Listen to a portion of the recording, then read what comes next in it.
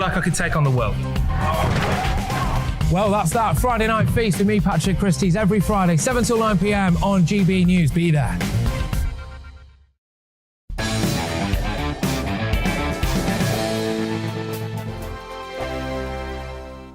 We are GB News. We're right across this great nation. On TV. On radio. On digital. Absolutely everywhere. We don't talk down to you. We embrace all voices with honest and civilised conversation. We are not part of the establishment. We're one of you. And we're only getting started. Join us on GB News, The People's Channel. Britain's news channel.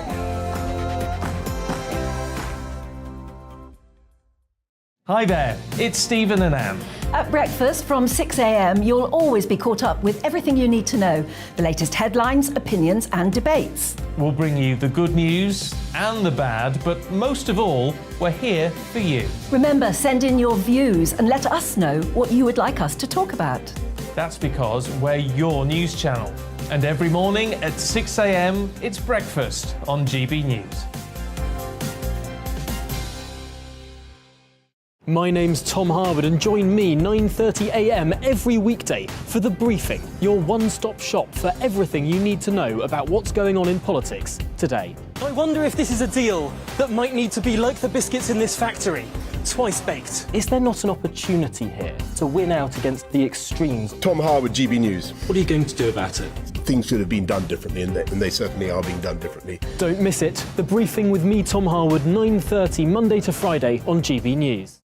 Where would you like to go? Just take me to the studio, please, mate. You know where you're going. I've got a show to do. Friday Night Feast on GB News, 7 p.m. And it's like nothing you've ever seen before. We take a different angle on the week's biggest news stories. The viewers and listeners set me some absolutely mad challenges to do. We tried to rehome a rescue dog. And yes, there's some other wacky stuff in there as well. I feel like I could take on the world. Well, that's that. Friday Night Feast with me, Patrick Christie's, every Friday, 7 till 9 p.m. on GB News. Be there.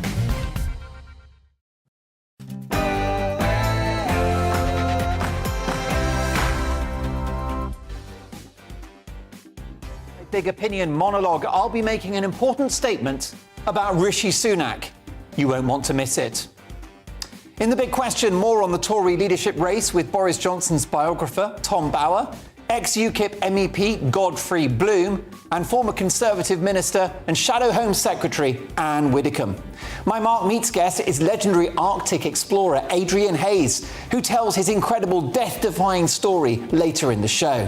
And in my Take at 10, I'll be dealing with the bizarre idea of putting 20 miles an hour speed limits on country lanes. It's time to end the war on cars. Plus, we got the papers at 10:30 with full panel reaction. But I'll be dealing with Rishi Sunak next. It's time for a tough conversation and one that he may not like. So a busy 2 hours to come. I'll see you after the headlines with Simon Pusey.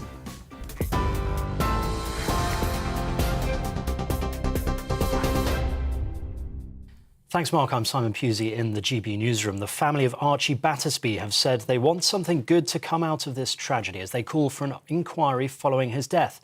The 12-year-old died in the Royal London Hospital on Saturday after weeks of legal battles. The family say they'd had to fight for Archie's right to live. He'd been in a coma since April. Barts Health NHS Trust said medical staff had provided high-quality care with extraordinary compassion. Liz Truss has pledged to cut taxes immediately if she wins the Tory leadership race, a plan criticised by rival Rishi Sunak as being unrealistic. Writing in The Times, the former Chancellor says adding more borrowed money to the economy could make inflation worse, describing Liz Truss's plans as starry-eyed. The Foreign Secretary says she'll use an emergency budget to cut taxes, as well as bring forward scrapping the national insurance hike by 6 months. Former leadership hopeful Penny Mordaunt told us Liz Truss is ready to take the reins. I think she really wants to ensure she's ready to hit the ground running, to have that emergency budget, to alleviate some of the cost of living issues that people are facing, but also to create that modern economic framework that we need to really fire up our economy and get things going again. That's what people want to see, and that's why I've chosen her. I've got a lot of respect for Rishi, but I think that she really understands what the nation needs now. Meanwhile, the Tory MP and former Education Secretary Adrian Hayes, who's supporting Rishi Sunak, told GB News Mr Sunak would introduce more economic support if needed.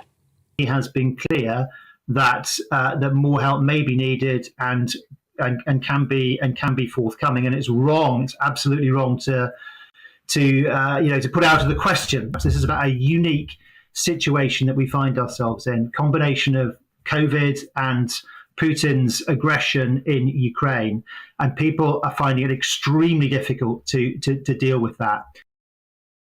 Around 70 firefighters have been tackling a fire which caused 60 residents to be evacuated in West London. 10 fire engines have been on the scene of the blaze in Feltham, which involved trees and decking being set alight at the end of a row of houses. London Fire Brigade says it saved around 30 homes in Hereford Road. The cause of the fire is not yet known. At the Commonwealth Games, England have won gold in hockey for the first time after they beat Australia. The women's hockey team, who are fourth in the world rankings, won 2-1 against the Hockeyroos at the University of Birmingham Hockey Centre, the victory coming less than 24 hours after the men's team lost to Australia. Meanwhile, history has been made for Scottish boxing at the Commonwealth Games. Rhys Lynch's win took Scotland's boxing hall to 3 gold medals. It's the first time they've won 3 gold medals at a Commonwealth Games. TV, online and DAB Plus radio. This is GB News. Now it's back to Mark Dolan Tonight.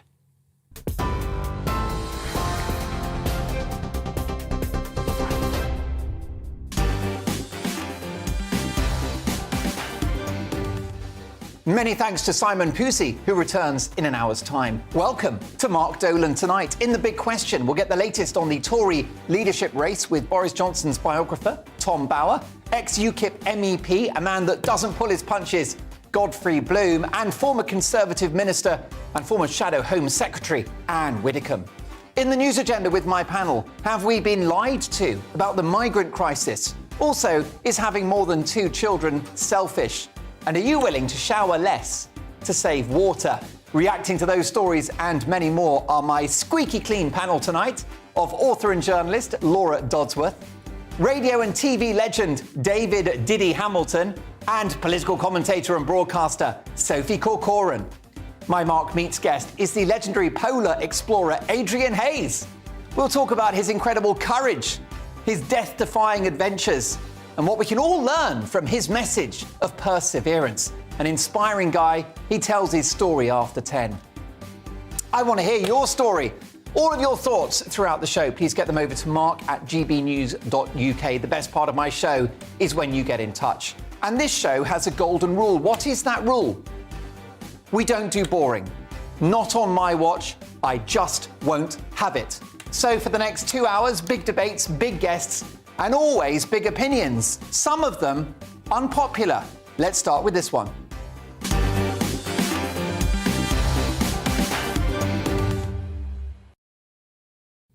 Rishi Sunak, the game is up. Finito, the end. Your flush is busted, your goose is cooked. The referee has counted to 10 and there's no sign of life on the canvas. The fat lady hasn't just sung, she's on her way home in a cab. It's a taxi for Mr. Sunak. And it was all going so well. This young, fresh-faced MP who entered the Commons in 2015 was the surprise replacement for the then-Chancellor Sajid Javid, who had a hissy fit over Dominic Cummings and his influence at number 11. Boris Johnson selected this wet-behind-the-ears young politician, presumably in the belief that this less experienced figure could be told what to do. Little did anyone know that a matter of weeks later, we would face a global pandemic, which changed everything, including Rishi Sunak's career. Being Chancellor at that time became almost as key as being PM. Now, you know my views on lockdown, the biggest public health mistake in history, for which we are now paying a colossal economic, health and societal price.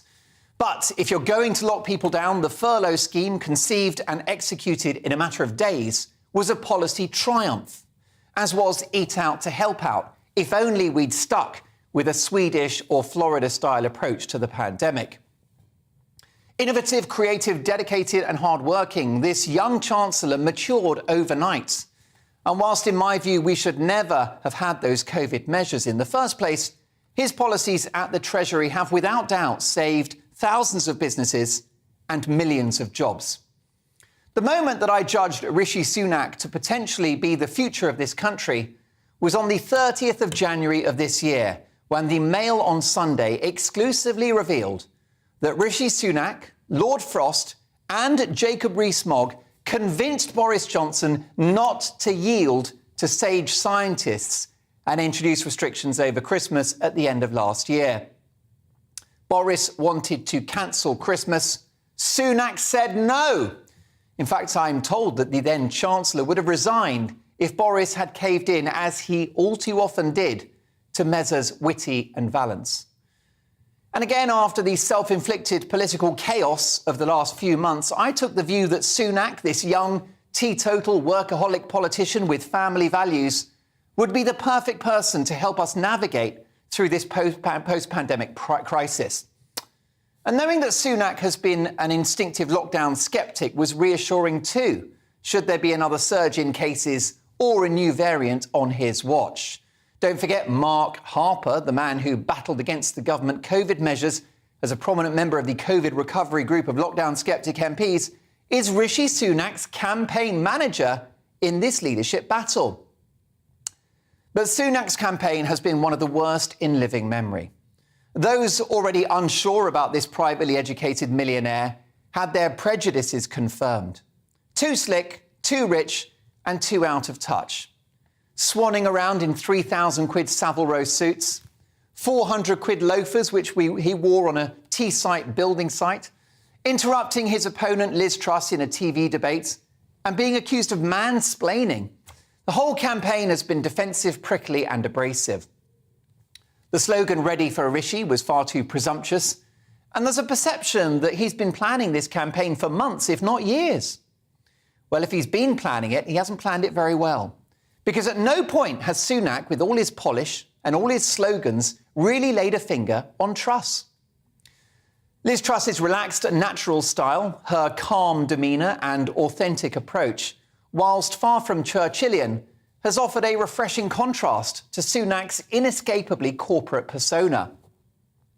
She's no great public speaker, and she's flip-flopped on a couple of policies already. And I do hope we're not about to elect Theresa May 2.0. But I don't think so. This highly experienced cabinet minister has delivered in every department, particularly in the Foreign Office, in standing up to the bully Putin, and in the Trade Department, with multiple trade deals in the bag within weeks after her arrival in that department. Boris got Brexit done. It's just possible that Liz Truss might get a whole lot more done. She's willing to challenge Treasury orthodoxies in regards to the economy. She's willing to tackle the woke takeover of our institutions. And she's serious about the Northern Ireland Protocol, Brexit, and illegal migrant crossings in the Channel.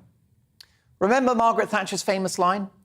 If you want something said, ask a man. If you want something done, ask a woman. I can vouch for that based on most women I've ever met. Speaking of powerful women, if Truss does win, I want a big, fat, important job for my new political hero, Kemi Badenoch, the no-nonsense, fearless freethinker that she is. It's a shame for Sunak. I liked him. His ideas, his commitment, his hard work, and his tough love messaging on the economy and tax cuts. It was brave. Just as he was brave when he went against his then boss, David Cameron, to enthusiastically back Brexit in 2015. But none of this has struck the right note with his electorate, Tory grassroots supporters. When he talks about tackling extreme political correctness, getting the best out of Brexit, lowering taxes in the long run, and dealing with the migrant crisis, it feels like window dressing. It just doesn't ring true. He talks about charging for missed NHS appointments. Is that a major issue facing the British people? I'm sorry, but Sunak has missed his appointment to become Prime Minister. Following the Euros victory at Wembley last weekend, girl power is back. And Liz Truss has emerged as a lioness. And Rishi Sunak, to whom I've always lent as much support as I can, appears to be a kitten.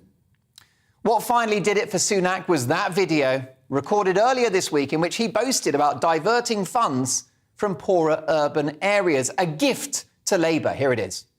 I managed to start changing the funding formulas to make sure that areas like this are getting the funding that they deserve. Because we inherited a bunch of formulas from the Labour Party that shoved all the funding into deprived urban areas, then that needed to be undone. I started the work of undoing that. Oh dear. Probably taken out of context, it's not unreasonable for taxpayers' cash to be distributed across all communities. There are people struggling everywhere in this country, even in comfortable suburbs. But it was such a ham-fisted comment and reflected the increasingly desperate nature of his campaign, which didn't bode well for a man seeking the toughest, most high-pressure job in the country. So it's the end of the affair. Rishi Sunak's campaign to get the keys to number 10 has been a catastrophic failure, which is why Sunak must now concede this leadership election to Liz Truss straight away. I mean tonight, or first thing tomorrow morning. Sunak must hold an immediate press conference outside one of his big houses and announce that he's throwing the towel in and conceding the race to Truss. Why concede? Well, because whilst he started the campaign as the underdog, Liz Truss is now out of sight. And why concede now? Why is it a matter of urgency? Well, because we are in a national emergency. The weather's nice at the moment and the sun may be shining, but there are dark storms brewing. The Bank of England are predicting a year and a quarter of recession, higher interest rates and inflation at 13%. There's no time to lose. I want Liz Truss installed as Prime Minister by the end of this coming week. By Friday, she needs to be in that bulletproof Jag, on her way to the palace, seeking permission from the other Liz, Queen Elizabeth, to form a new administration. And given the current economic crisis, Liz Truss needs to assemble what can only be described as a cabinet of war, one I'm certain that old Sunak will be part of.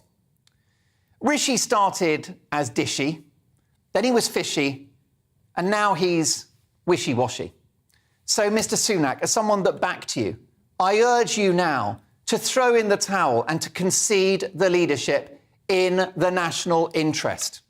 In doing so, you'll go from zero to hero, and history will judge you kindly. We need a new Prime Minister, and we need her now.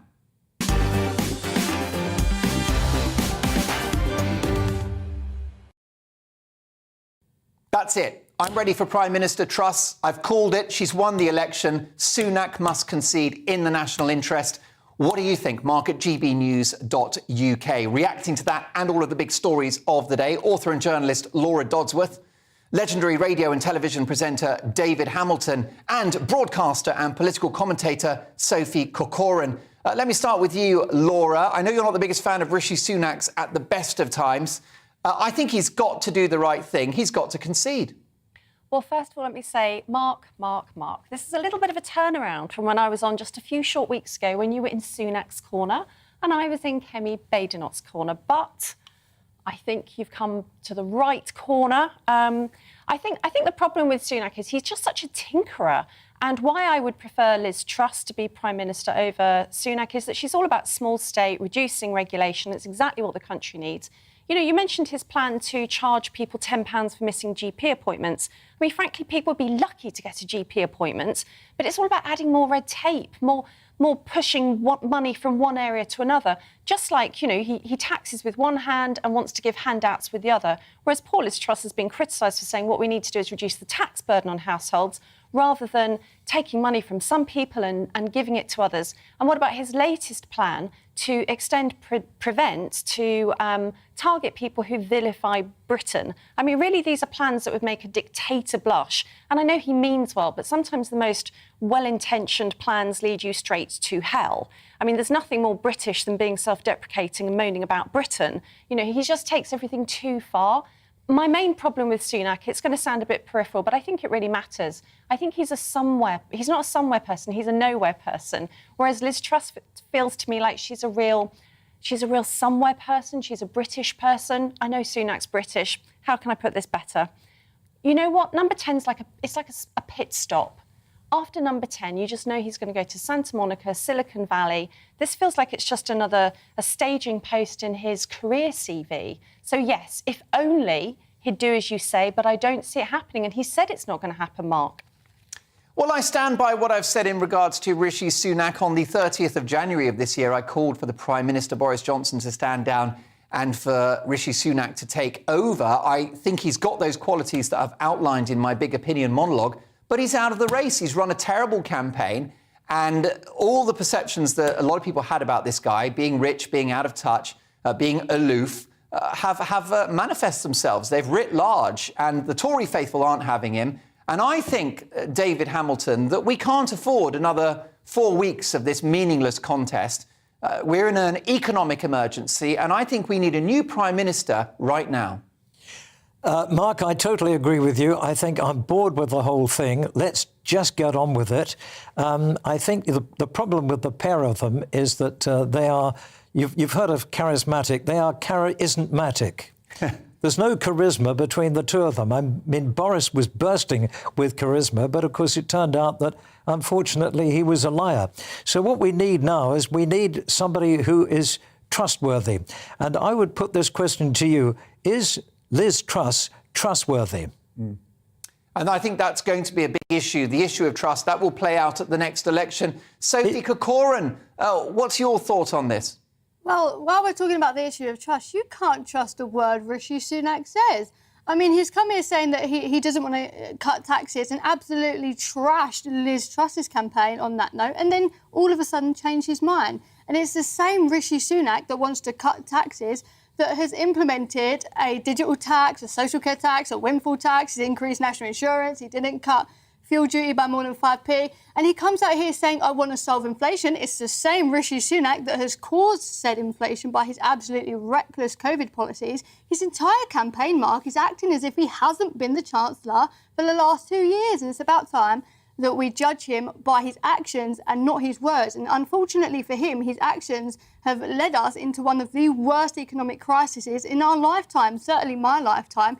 The thing is, Mark, he's had the opportunity. He's had the opportunity to do good for this economy. He's had the opportunity to do good for this country, but he chose not to. Instead, he chose to stab Boris in the back, to further his own career, and has thrown our country into chaos in the process. And that shows you everything about that man's character and about that man's priorities, or shall we say lack thereof. And that is exactly why he shouldn't be Prime Minister. He's not trustworthy at all. What's your view, Mark, at gbnews.uk? I think you'll agree we are travelling first class with my panel tonight. Laura, Sophie and David. What a dream team. Lots to get through later in the hour. Have we been lied to about the migrant crisis? A leaked story in the Mail on Sunday today suggesting that in 2 of the summer months, June and July of this year, 4 out of 10 illegal migrants crossing the Channel were from Albania, which is a country that hasn't seen any military conflict in a quarter of a century. So not really a dangerous place. We'll discuss that shortly. Have we been lied to about the migrant crisis? Also, is having more than 2 children selfish? And are you willing to shower less to save water? A leading water firm is saying, give it a minute less in the shower. Do you really want that? We'll discuss that shortly. But next in the big question, should Rishi Sunak stand down in the national interest? Should he throw his towel and basically give up the race for number 10? That's my view. That's the subject of my big opinion. And it's the big question next with Tom Bauer, Godfrey Bloom and Anne Widdecombe. Don't go anywhere.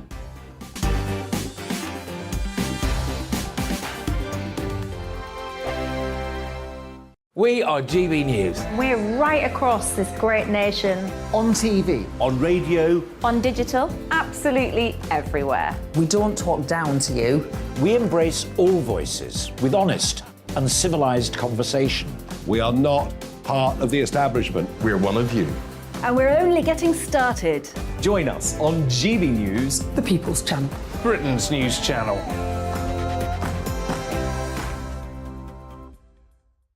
Hi there, it's Stephen and Anne. At breakfast from 6 a.m, you'll always be caught up with everything you need to know, the latest headlines, opinions and debates. We'll bring you the good news and the bad, but most of all, we're here for you. Remember, send in your views and let us know what you would like us to talk about. That's because we're your news channel. And every morning at 6 a.m, it's breakfast on GB News. My name's Tom Harwood and join me 9:30 a.m. every weekday for The Briefing, your one-stop shop for everything you need to know about what's going on in politics today. I wonder if this is a deal that might need to be like the biscuits in this factory. twice baked. Is there not an opportunity here to win out against the extremes? Tom Harwood, GB News. What are you going to do about it? Things should have been done differently, and they certainly are being done differently. Don't miss it. The Briefing with me, Tom Harwood, 9:30 Monday to Friday on GB News. Where would you like to go? Just take me to the studio, please, mate. You know where you're going. I've got a show to do. Friday Night Feast on GB News, 7 p.m. And it's like nothing you've ever seen before. We take a different angle on the week's biggest news stories. The viewers and listeners set me some absolutely mad challenges to do. We tried to rehome a rescue dog. And yes, there's some other wacky stuff in there as well. I feel like I could take on the world.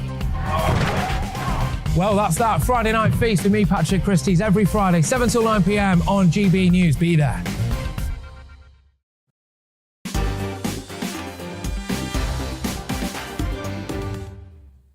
Big reaction to my big opinion monologue. It's my announcement about Rishi Sunak. I've been backing him since January. In my view, he's lost the race. He's got to throw the towel in. He's got to concede the race for number 10 to Liz Truss, because we urgently need a new Prime Minister.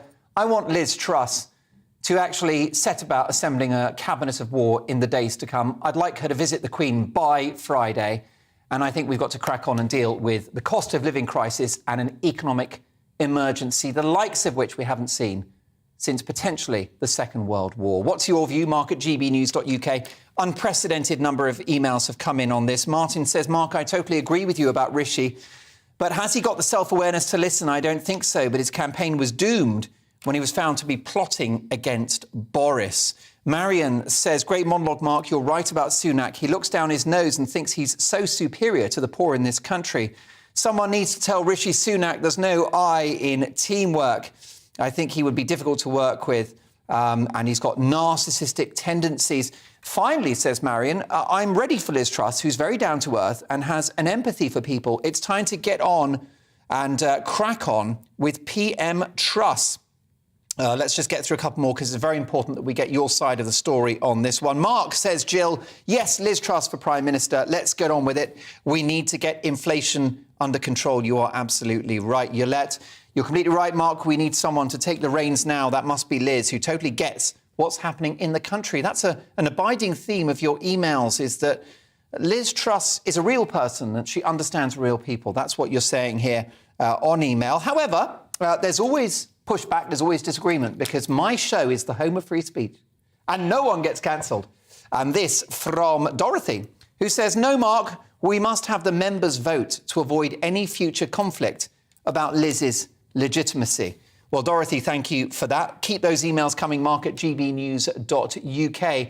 In just a few minutes' time, have the British people been lied to about the migrant crisis?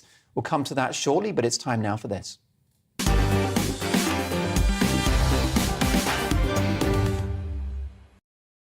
That rather fancy and expensive graphic suggests it's time for the big question, in which we tackle a major news story of the day. And tonight, the basis of our debate in the big question is the subject of my big opinion monologue, which you can catch now on Twitter at GB News. Given that he's trailing in the polls, and given that we are in the midst of a major economic crisis, with the Bank of England predicting a year-long recession and 13% inflation, should Rishi Sunak now concede the Tory leadership contest in the national interest so that we can install Liz Truss as Prime Minister immediately? I personally would like her in number 10, as I've said, by Friday. Sunak's campaign wasn't going brilliantly anyway before any of this happened. Take a look. I managed to start changing the funding formulas to make sure that areas like this are getting the funding that they deserve. Because we inherited a bunch of formulas from the Labour Party that shoved all the funding into deprived urban areas. Then that needed to be undone. I started the work of undoing that. I would humbly suggest that video was the nail in the coffin. Well, to debate this, should Rishi Sunak concede the leadership contest, I'm delighted to welcome Boris Johnson's biographer, Tom Bower.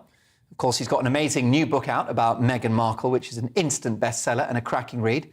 Also, ex-UKIP MEP, broadcaster and writer Godfrey Bloom, and politics legend, former Conservative minister and Shadow Home Secretary Anne Widdecombe. Anne, I've got to start with you. Should Rishi Sunak concede the race in the national interest?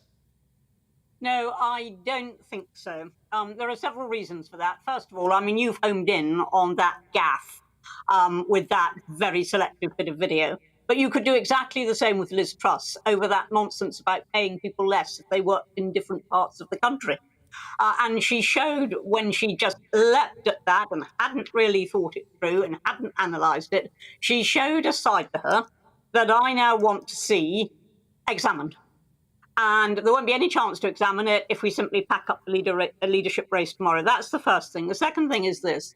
Let's suppose Rishi did concede and Liz got in, and then we start to get a whole series of problems. People will always say, we should have had the leadership through. We might have actually seen some of this if we did. Thirdly, of course, there are people in some parts of the country who've already had a chance to see and hear the leadership candidates live in their area, and other parts of the country that haven't.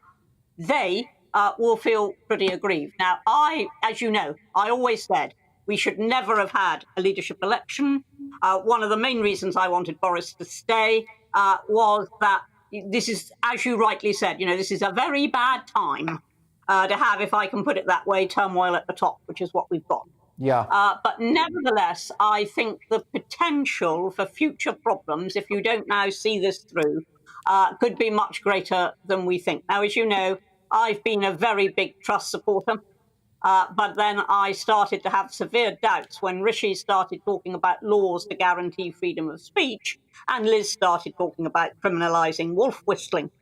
And I suddenly thought, hang on, they're going in different directions. And actually on that one, I would be travelling with Rishi.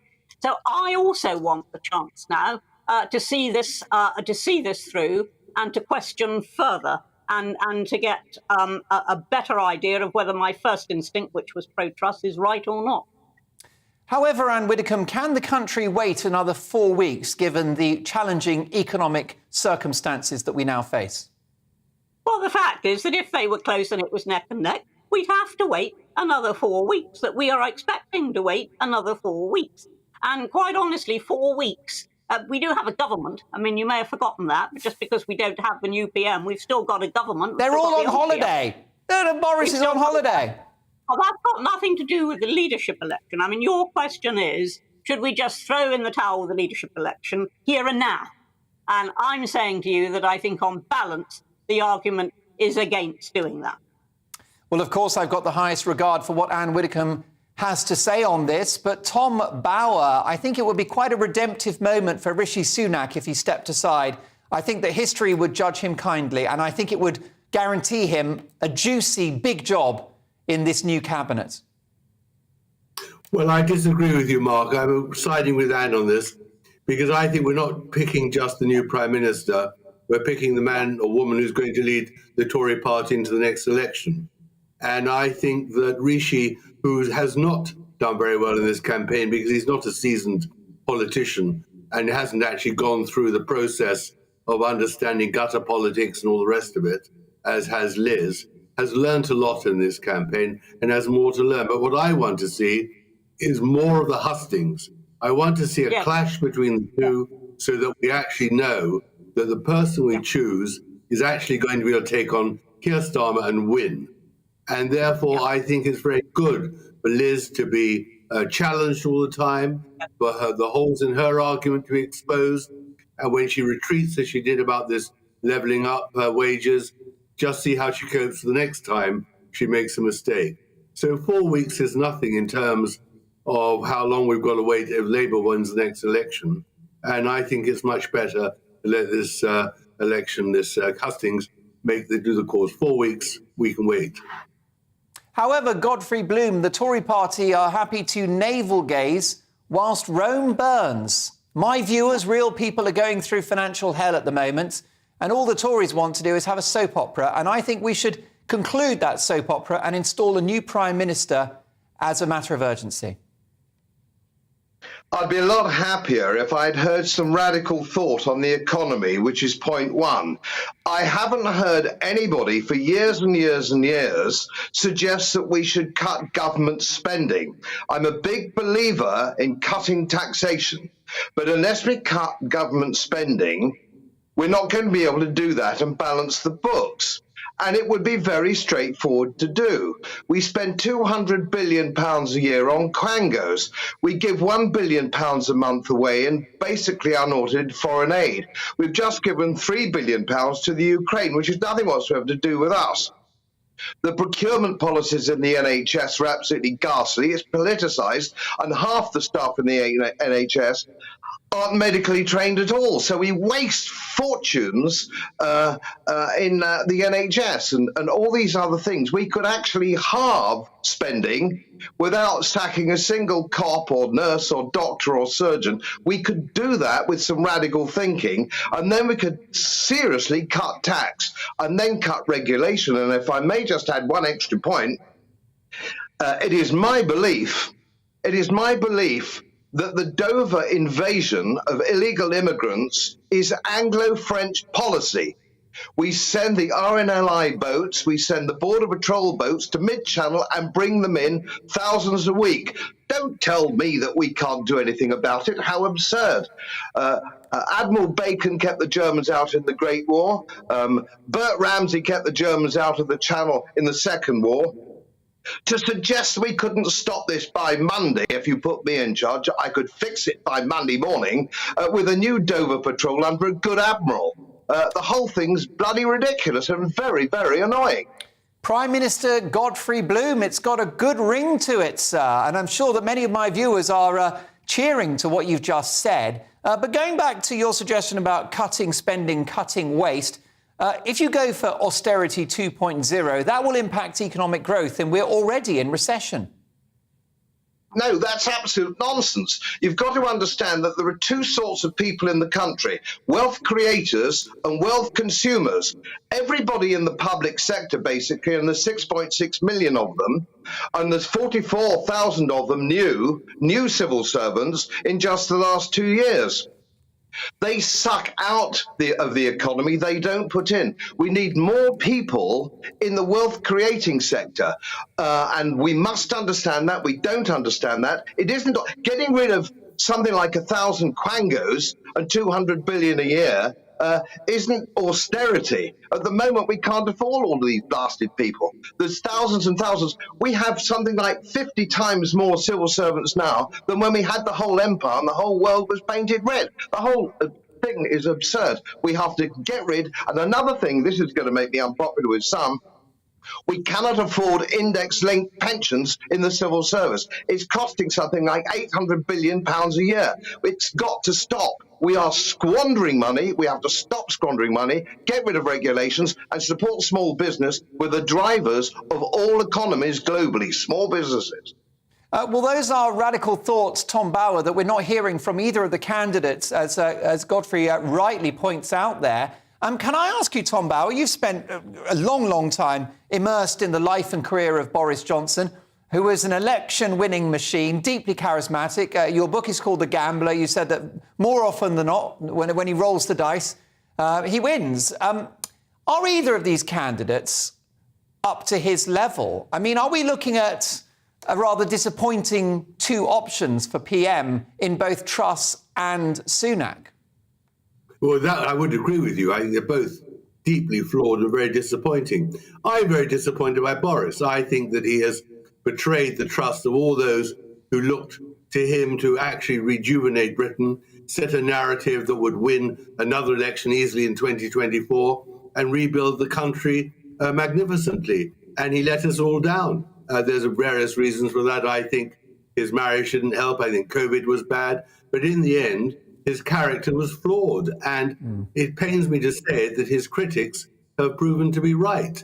And it was a tragedy that he behaved in the way he did. I cannot understand why he lied about Chapman, about Chris Pincher. I can't understand why he behaved altogether in that way. But the truth is, he was the man who could have rebuilt Britain after Brexit failed. And for that, there'll be a lot of people who trusted him and put a lot of work behind him who won't forgive him for that. But where we are, we have got, as you rightly say, two flawed candidates. Which of the two is better is hard, because all I want is a candidate who can beat Keir Starmer. And at the moment, I'm not sure that either of them can. And I think we need to hear more from them in the next 4 weeks. We need more challenging debates and more challenging questions to see who is actually more flawed than the other, rather than who is better than the other. And so, my dear, I think you're absolutely right to be impatient with it all. But I think the country's off on holidays, and we should now seek to see whether the Kay Burleys and all the other interviewers can find the holes in the two candidates' arguments, which Keir Starmer will be looking for in 2024. And I would suggest, and I have suggested, it's in the national interest to get a Prime Minister in number 10, a new Prime Minister, as quickly as possible. I know you beg to differ, but it's also perhaps in the interests of the Conservative Party, because at the moment, these two candidates are tearing shreds out of each other. And you've got very embarrassing videos like the one in which Rishi Sunak there earlier this week proudly said he's diverting funds from poor metropolitan areas into the suburbs. It's not a good look for the Tories, and you've got 4 more weeks of this infighting. Indeed, it's not a good look, and those of us who can remember such days would dearly love to go back, to when these things were settled discreetly at Westminster, rather than debated across television and throughout the country and all the rest of it. And indeed, it was a much quicker process as well, of course, and didn't drag out like this. So, no, it's not good for the Tory party, but what would be even worse for the Tory party would be for them to say afterwards, we weren't given a choice. We would actually have wanted to have voted for Rishi. We've got Liz. We didn't actually make that choice. And don't forget, there is still a sizable section of the party that wants to make that choice now. Whereas if you have an election and there is a clear democratic result, that's closure. That's it. That is the choice. But you see, I think Godfrey is so right when he says that we need to be asking these questions. And for that, as Tom has pointed out, you do need the time to ask them. And that should be what is going on. By the way, I have to say, Tom, that's a magnificent book on Meghan Markle, and I blame you entirely. I stayed up reading it till 4 o'clock, and I was dead the next day. Yes, it's even more shocking when you read the excruciating detail of how that woman's mind works and how she behaves. Highly recommended. And the Conservative Party, the most successful political party in the history of Western democracy, the party of Winston Churchill and Margaret Hilda Thatcher, can't they do better than Liz Truss and Rishi Sunak? The party is unrecognisable. I don't recognise this as even the party of Thatcher, never mind Churchill, never mind going back into history. It's for all sorts of reasons. I think you've got an awful lot of second-rate people in Parliament. Now, I don't think that Liz and Rishi are second-rate parliamentarians. But nor do I think that they stand out at the moment as, the sort of people that we will be talking about to grandchildren in 30 years' time or whatever it might be. So, no, I think you're absolutely right about the party. I think the standard of parliamentarian is poor. I think a lot of that has been this wretched quota business. The Labour Party had all women shortlists. We had the A-list. You're trying to manipulate a parliament that is not based on raw merit and raw electioneering and appealing to the electorate, but it's based instead on identity politics. We must have women. We must have people who are gay. We must have people who are racially different. We must have this. We must have that. And that militates against merit. And the parliament that I joined in 1987 was a vastly more serious body than this one has ever been. Predictions at this stage, Anne Widdecombe, how do you think it will play out? Who will be our next Prime Minister on the 5th of September 2022? Well, unless something really massive happens, I think it almost certainly will be Liz Truss, according to all the polls. And I think it probably will be. But as I say, I want time, if you like, for things to go wrong. I want time for those deep questions to be asked. I want time for people to really press Liz on freedom, because Rishi has volunteered statements on freedom. She hasn't. And when I Googled Liz Truss and freedom, all I could find was a speech about freedom abroad in other countries, persecution of minorities in other countries. No. I want to know here, are we going to be able to say what we think without fear of losing our livelihoods under a Truss government? Now, so far, I hear nothing, but Rishi has addressed that. Tom Bauer, is this debate that's happening within the Conservative Party good or bad for the country? I think it's good for the country because I think that any debate is healthy in a democracy. I think the polls are probably exaggerating Liz Truss's lead. I think that Rishi has a lot to improve, but he's got several weeks still to do it. I think in the Sky debate a few days ago, which he won conclusively, he could replicate that. So whereas I'm not saying that I would vote for Rishi right now, I think that we're much better off having the debate because at the end of it will be a hard 18-month fight to rebuild the party, to focus its attention on governing the country, which has not been the Conservative government's focus in the last few months. And that can only be for the better, Mark. So hold off. Let's let a bit more democracy, let more light shine on the candidates. We'll find out the truth about them pretty soon. Tom Bauer's stunning new book about Meghan Markle is out now. It's winning rave reviews. It's the top of the bestseller list. It's called Revenge, Meghan, Harry and the War Between the Windsors. Tom Bauer, thank you so much for your thoughts. Anne and Godfrey, I'm going to be very indiscreet and ask you if you'd be able to stick around over the break because we're going to discuss the Channel migrant crisis next and the extraordinary revelations in today's Mail on Sunday. Might you be able to join us? Yes, and it's not extraordinary, it's entirely. Well, there you go. And not surprised. So we'll get to that very shortly. An amazing expose on the front page of the Mail on Sunday about just how many of those migrants are actually fleeing persecution. The figures would suggest a fraction of those who actually arrive here. Have we been lied to about the migrant crisis? We'll discuss that with Godfrey Bloom, Anne Widdecombe and my brilliant panel next. And later in the show, is having more than 2 children selfish? Are you willing to shower less to save water? And my Mark Meets guest is the legendary explorer Adrian Hayes, who's made it into Paddington in central London to talk to me just after 10. Catch up on all of that and much more. I'll see you in 2 minutes.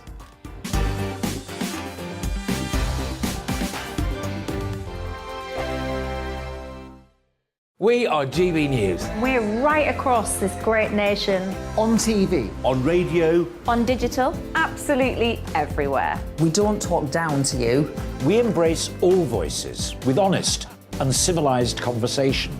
We are not part of the establishment. We're one of you. And we're only getting started. Join us on GB News, The People's Channel. Britain's news channel.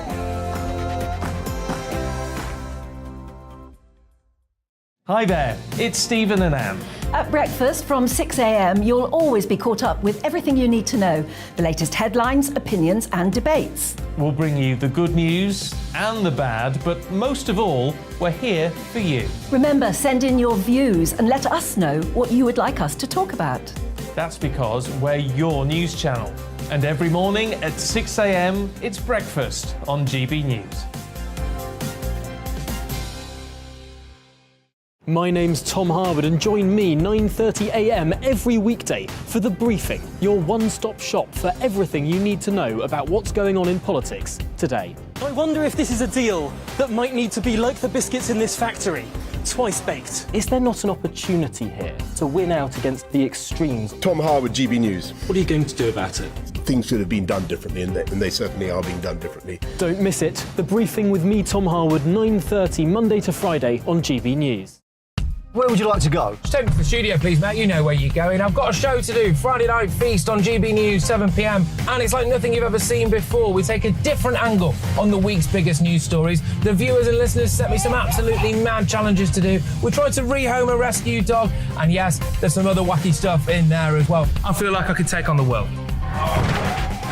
Well, that's that. Friday Night Feast with me, Patrick Christie's, every Friday, 7 till 9 p.m. on GB News. Be there.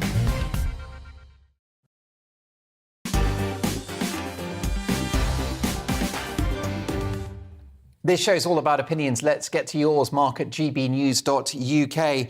Aaron says, Rishi has one point that you don't throw good money after bad regarding so-called deprived areas. Well, Aaron, I think it is worth having a debate at a certain point on those remarks by Rishi Sunak in terms of diverting funds away from poor urban areas. Of course, it's very important that the poorest in our society are taken care of. That's the British way. However, it's all of our money and all of our communities face challenges, and it's important that funds are distributed in a fair and, where possible, even way. That's certainly a great debate, which we will have on a future occasion. Pamela says, Mark, I do not trust Rishi Sunak. I don't believe he's a true Brexiteer. I think Liz Truss will deliver. And with a good team around her, including Suella Braverman, Lord Frost and Kemi Badenoch, our government will go from strength to strength. I truly believe that. How about a return to the cabinet of Lord Frost? Is that enough to get your mouth salivating? Look, let's crack on now with a very big story from today's Sunday papers, in particular, the Mail on Sunday. 4 in 10 migrants crossing the Channel in small boats are from peaceful Albania, according to a leaked secret military intelligence report. It's the first time an official report has exposed how the largest proportion of those making illegal crossings appear to be economic migrants. The Royal Navy report showed of the 2,863 migrants that arrived on small boats between June the 1st and July the 12th of this year, just over 1,000, or nearly 40%, were Albanian, which hasn't had a war in 25 years. So have we been misled about the whole problem after many claimed that they're genuine refugees fleeing war-torn countries? Have the British people been lied to about those migrant crossings? Well, let's debate that with my brilliant panel, who include Laura Dodsworth, Sophie Corcoran, David Hamilton, and I'm delighted to say we continue to be joined by former UKIP MEP Godfrey Bloom and former Shadow Home Secretary and former Conservative Government Minister Anne Widdecombe. Let me start with you, Sophie Corcoran. Have we been lied to about the nature of these so-called migrants fleeing for their lives? Yes, and we have been lied to multiple times. So obviously, the obvious lie we know is about that most of them are Albanian. They obviously haven't come from a war-torn country, so they are not asylum seekers. But the other lies that we get told in the media are as follows. They're all vulnerable women and children. No, they're not. In 2021, 90% of them were men, and they left their vulnerable women and children behind in their so-called war zones that they're somehow coming from. They tell us that they don't have documentation. Rubbish. Nigel Farage has filmed them on multiple occasions, throwing their documentation into the Channel. And do you know why they do that, Mark? So they can lie about their age. It has been found that in 2021, 66% of the people that said they were children were actually not children. So all we have been fed about this entire migrant narrative has been lie after lie after lie. And while we're on Rishi Sunak, because in his video, in his campaign video about how he's going to solve the Channel, he said the following phrase, "Oh, but they're all good people." How do you know that? How do you know that they're all good people if you don't know who they are, you don't know where they're coming from, and you don't know why they're here? And those sorts of sweeping generalisations are why we are in this mess. Those things saying they're all vulnerable children, you know, they're all good people. That is a lie. Yes, some of them may be good people, a lot of them, but some of them aren't. And those that aren't, Mark, shouldn't be in this country because they are a danger to young women like me. And I'm not having it anymore. I'm not having the lies. And thank God we're allowed to have this conversation. And the reason we're allowed to have this conversation is because of GB News and the impact that GB News has had, whether that be grooming gangs, COVID, the vaccinations. It is because of GB News that we and the rest of the media are finally, after years, allowed to have such a conversation, because it is a disgrace.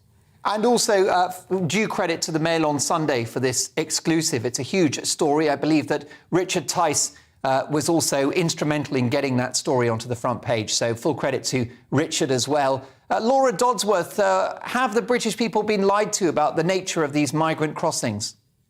Well, obviously, yes, but I want to interject an important caveat at this point.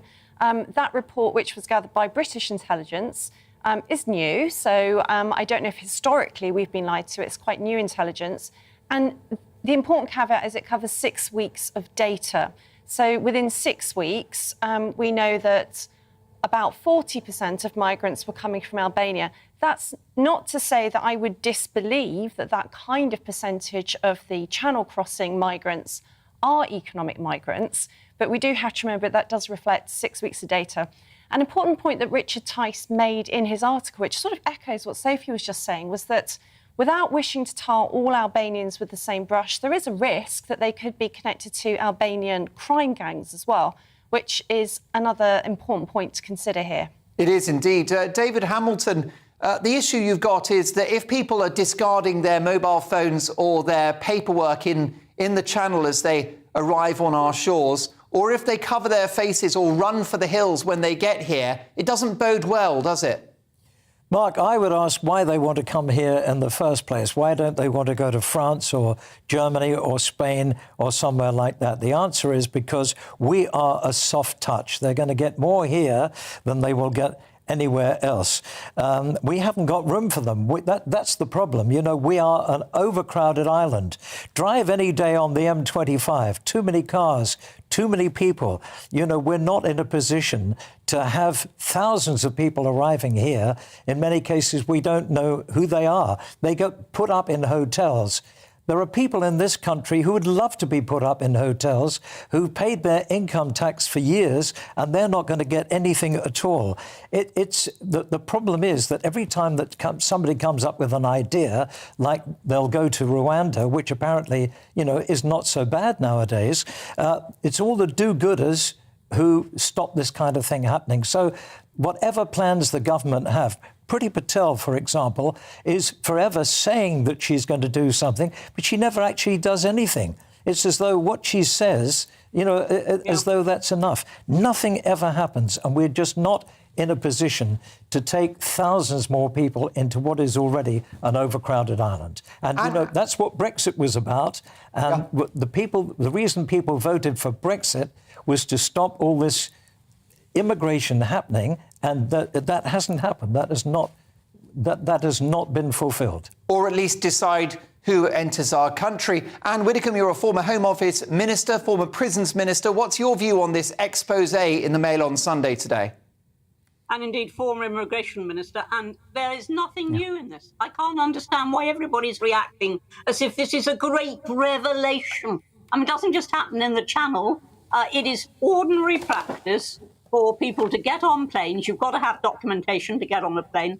They then lose the documentation down the plane's lavatories and anywhere else that they can, spend hours airside when they arrive, and then present at the immigration desk, claiming to have come from a destination, from an origin that nobody's got any means of verifying. And that is why when I was Shadow Home Secretary, I said that my policy would mean that immigration officers had to actually meet the planes, because if somebody is getting off a plane that has come from Albania, they cannot say they've just come from Somalia.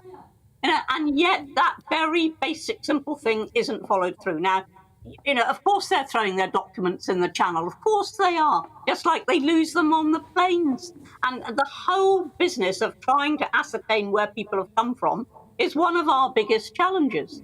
Quite right to say that we're a soft touch. We're the softest touch going. We haven't got national identity cards. We don't practice routine detention. They can just disappear into a flourishing underground economy, and that is what they come here to do. And there's no revelation in this at all. It's been going on for decades. Decades, and it's got to stop. The clock's against us. Godfrey Bloom, your thoughts on this?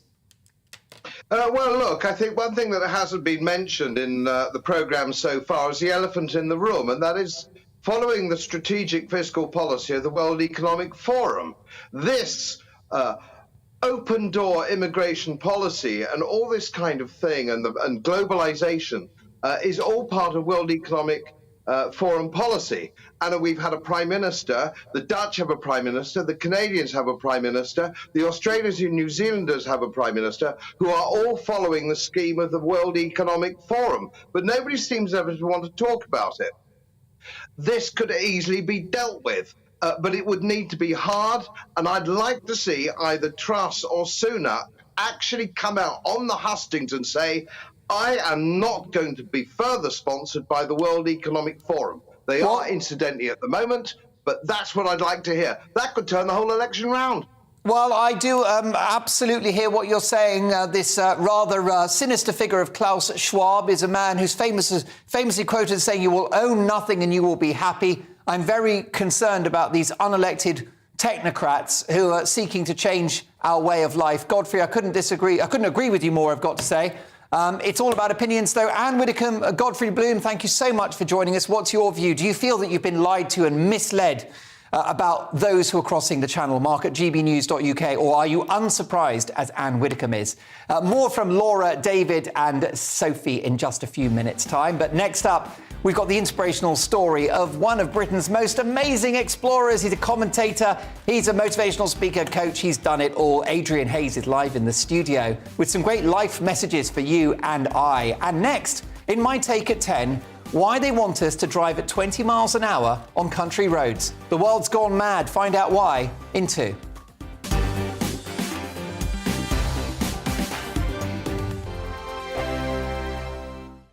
We are GB News. We're right across this great nation. On TV. On radio. On digital. Absolutely everywhere. We don't talk down to you.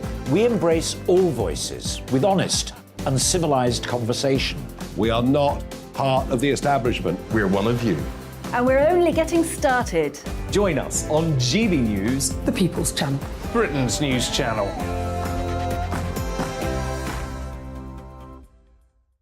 Hi there, it's Stephen and Anne.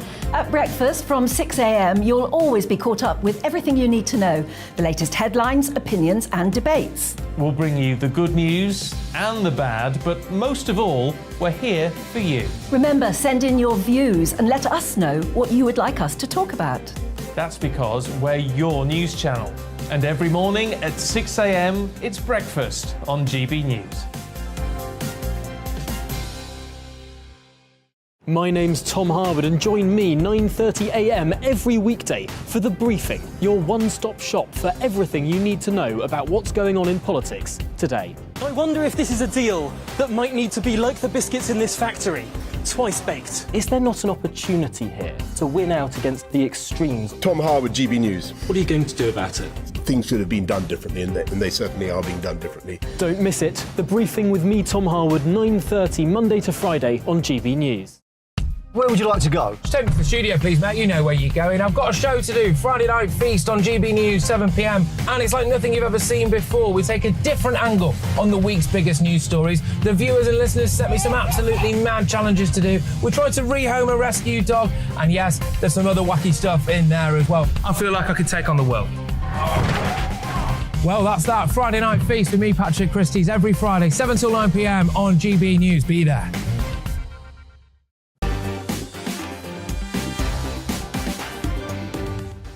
It's 10 o'clock and this is Mark Dolan tonight. In the news agenda with my panel, is having more than 2 children selfish? And are you willing to shower less to save water? Plus tomorrow's papers at exactly 10:30. Also, my Mark Meets guest is renowned Arctic explorer Adrian Hayes. He's an author, coach, social commentator and so much more. Hear his incredible story live in the studio shortly. After this, though, my take at 10, I'll be dealing with the bizarre idea of putting a 20-mile-an-hour speed limit on country roads. It's time to end the war on cars. You won't want to miss my take at 10. But first, the headlines with Simon Pusey.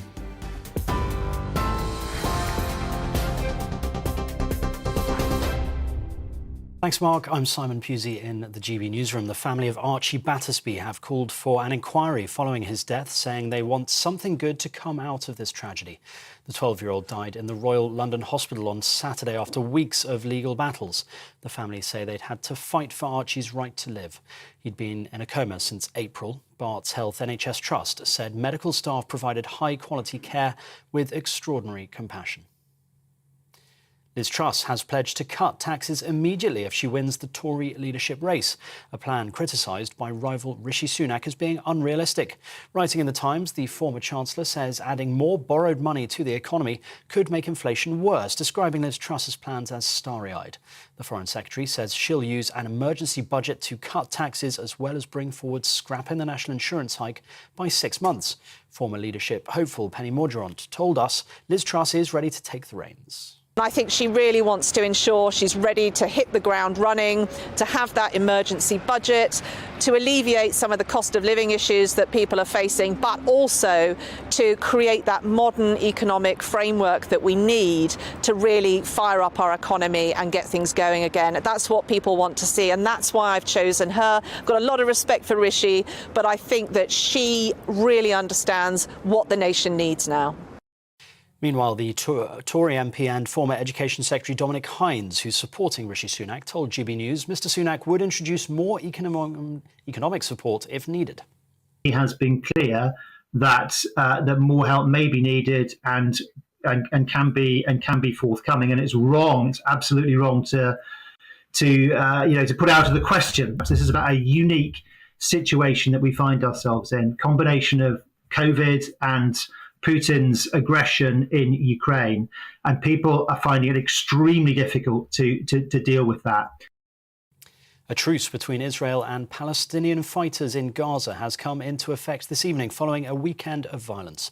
Egyptian negotiators have been liaising with both sides to de-escalate.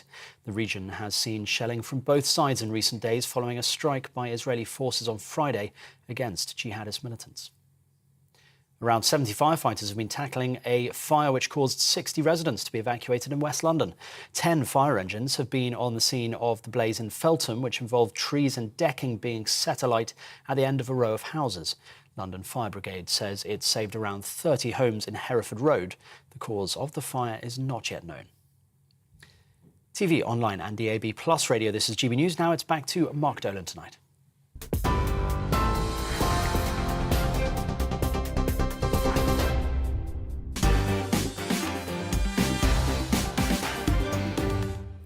Welcome to Mark Dolan Tonight. Big stories, big guests, and always big opinions. In the news agenda with my panel, is having more than 2 children selfish? And are you willing to shower less to save water? Plus another topical game show, and tomorrow's papers at exactly 10:30 sharp with full panel reaction. David Hamilton, Laura Dodsworth and Sophie Corcoran. My Mark Meets guest is record-breaking adventurer Adrian Hayes. He's also an author, coach and social commentator. He tells his incredible and inspiring story just after this. But first, it's time for my Take at 10.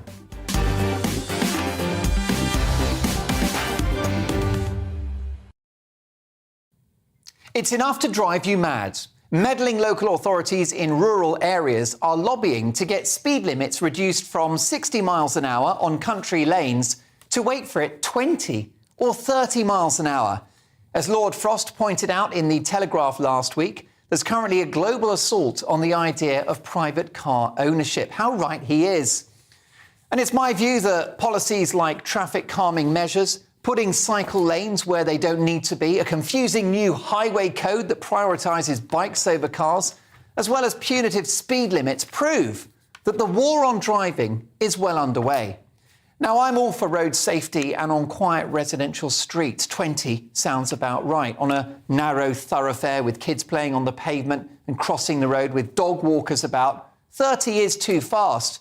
But 20 miles an hour on big main roads in our great cities, that's absurd. As the radio and Fleet Street legend and good friend of this show, Mike Porky Parry, pointed out on my show on Friday, cars are not designed to travel at 20 miles an hour. That's just not how they're built. Certainly not on main roads in our great cities, or indeed country lanes. And the rolling out of 20-mile-an-hour zones in rural areas will massively impact traffic and the local economy. Do you remember the good old days when speed limits related to the nature of the road and its location? Those were the days. 30 miles an hour on smaller roads, 40 or 50 on dual carriageways, and 70 on the motorway. Well, even the motorway has been emasculated. A slowdown by stealth has been achieved with those ridiculous average speed cameras, meaning that motorways like the M1 taking you from London to the Midlands or vice versa will see you glued to 50 for most of the trip. Doesn't sound like a motorway to me.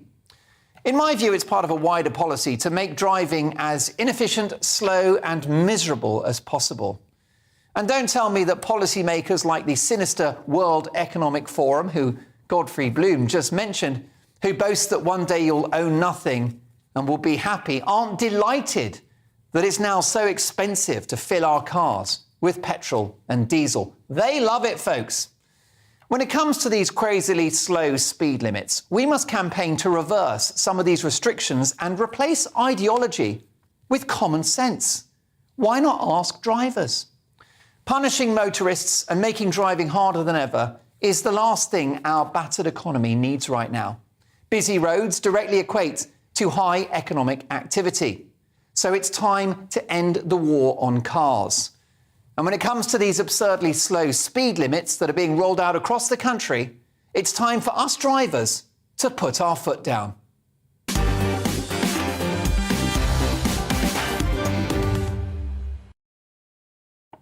Let's get reaction now from author and journalist Laura Dodsworth, radio and TV legend David Hamilton, and broadcaster and political commentator Sophie Corcoran. David Hamilton, do you do quite a few miles a year? It's becoming more and more of a police state, isn't it? It is actually very difficult to drive at 20 miles an hour. But one thing I would say is that if you're actually talking about country lanes, you do get a lot of people on horseback. So maybe it's not totally a bad thing. I think it needs a little bit of sort of thinking the pros and cons of it. I mean, David, I hear what you're saying, but anyone that's been stuck behind a tractor will know what terrible tailbacks you get in the country if everyone has to do 20 miles an hour. Yeah, the biggest problem actually in the country is cyclists because they cause an awful lot of accidents because sometimes they cycle two abreast and usually they're the victims of the accident. So I think, they would probably be very glad to hear there's a 20-mile-an-hour speed limit. Laura Dodsworth, is this part of a wider war on drivers? Yes, absolutely. This is about a war on private car ownership. I mean, people have been saying this. They couldn't have been saying it any more clearly. This is a nudge. So your choice is preserved. Yes, you can, for now, still own a car and drive your car. But they're trying to make this choice as uncomfortable, difficult, boring and tedious as possible. It's a sludge. It's evil nudge. I, for one, am not going to give up my car. And, when people do live in the countryside, it's even more important to have a car. The idea of reducing speed limits from 60 to 20 on country lanes is absolutely vacuously stupid. And it reduces the meaning of what a speed limit is actually for. If you're in a built-up area, it's 30 miles an hour or 20. If you're on a national speed limit road, it's 60 or 70. We know what the rules are. If you make it 20 in all these various places, it loses its meaning. You don't know what you're doing. I think it's going to make driving more difficult. Plus, I think it's going to increase congestion and probably traffic fumes. Who's going to enforce it? Well, that's another point. I suppose more speed cameras and those dreadful yellow boxes that capture your average speed, which make the M1 and other motorways such a miserable and futile experience. Sophie, you're the younger generation. Perhaps you'd like all of us out of the car. Well, no, and I don't actually think this is about safety at all, Mark, because if you're going to be changing the highway code and the road rules that have been there consistently for many years, a lot of people who don't keep up into their car theories, who passed their test a long time ago, might not know. That's actually going to cause accidents. But you mentioned something in your monologue, which is about the World Economic Forum, and they have a policy that is to try and discourage private car ownership. Well, I'll tell you what, Mark, when they give up their private jets and their cars, maybe I'll think about it. But till then, get lost. She's not pulling her punches tonight. Corcoran's on fire, as is Diddy David Hamilton and the brilliant best-selling author Laura Dodsworth. I'm so excited about my panel tonight, and I hope you are too. Let me know your thoughts about this. Do you live outside of a big city? How do you feel about 20 or 30 mile an hour speed restrictions on country lanes? Mark at gbnews.uk. Later in this half hour, at 10:20 with my panel, is having more than 2 children selfish? We'll debate that. Plus, we've got the papers at bang on 10:30. You can set your watch to it. But first, this.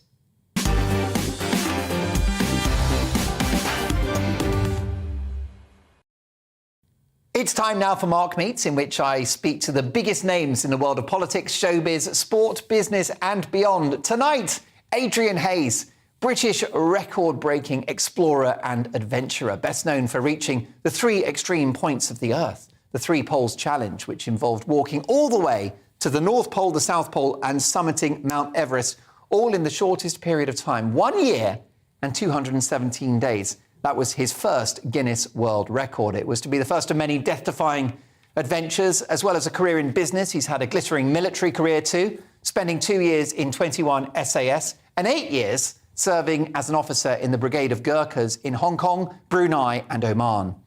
Following one failed attempt, he reached the top of K2 in 2014, the world's second highest mountain, making him just the 8th Briton to reach that famous summit. It was documented in his book, One Man's Climb, A Journey of Trauma, Tragedy and Triumph on K2, which became an instant bestseller. Well, there's another one on the way, and I'm delighted to say that renowned record-breaking adventurer, the wonderful Adrian Hayes, joins me now. Hi, Adrian. Good evening, Mark. Good evening to all your viewers. Great to have you on the programme. Are you brave or reckless? Neither. I think there's a quote I love: courage isn't the absence of fear, rather the willingness to face it. So I think that sort of sums it up. Yeah, look, we've all got our own comfort zones, our own risk thresholds. I'm prepared to do more risks than most people, but there's some things that some extreme guys do that I wouldn't even touch because it's that daft and that stupid and that risky. By the standards of the rest of us, though, you are a truly heroic figure. Have you faced death at any point during these adventures? Yeah, a few times, actually. I do dislike heroic and all that sort of things, Mark. Oh, sorry. But no, I have faced it. And what's funny is this eerie calm came over me both times I had it. That, right, we've got the equipment, we've got the strength, we've got the skills, got things to get out of this situation. I won't go into what it was. But, yeah, it's a very interesting sort of... So it might... There are two occasions in your life as an adventurer, when it might not have gone your way, is that right? Yes, I can remember two at least. There's some other pretty. And what happens when you when you finally get your head down that night in the tent and you realise you've cheated death and you've got away with it? Do you get flashbacks? Do you have trouble sleeping? No, I think because life and death can be the difference, that missed flight that you don't make, or the difference between 5 seconds on a car. I think it's a lottery, and you just sort of say, well, you know, we were fine, but sadly, some other people don't get so lucky. And what does that do to you emotionally and also psychologically when you see others perish when you've got away with it? I feel very, very sorry for them, very sorry for the families. It's most, particularly in the mountains. You know, there's a quote saying, you know, they die doing what they love doing, but it's very, very. It is a selfish sport, these adventures, particularly if you've got children. I think it's with the children. Stakes do change the dynamics. And you have to look after number one. I mean, there's teamwork, but there's also self-preservation, surely.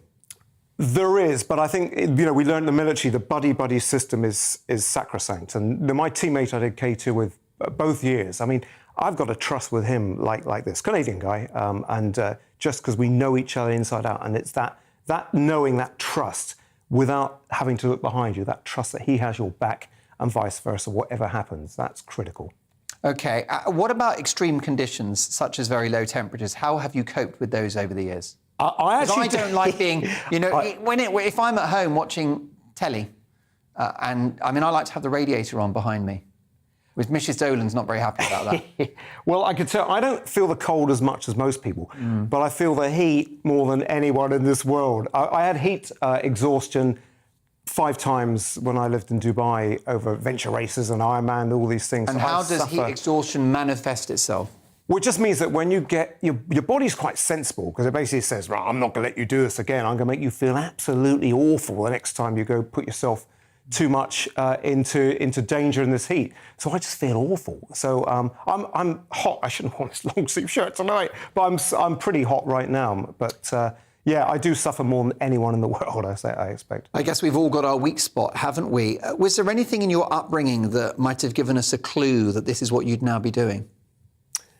Well, I wrote down, aged 13, I wrote down what I called my plans. And I had these stupid ideas. It was be a polar explorer, climb Everest. Because I just interrupting you, I wanted to be a fire engine. So your plan sounded like a better one. Well, yeah, and I wrote these things down. And my 2 brothers thought I was stupid. And but they all basically came true.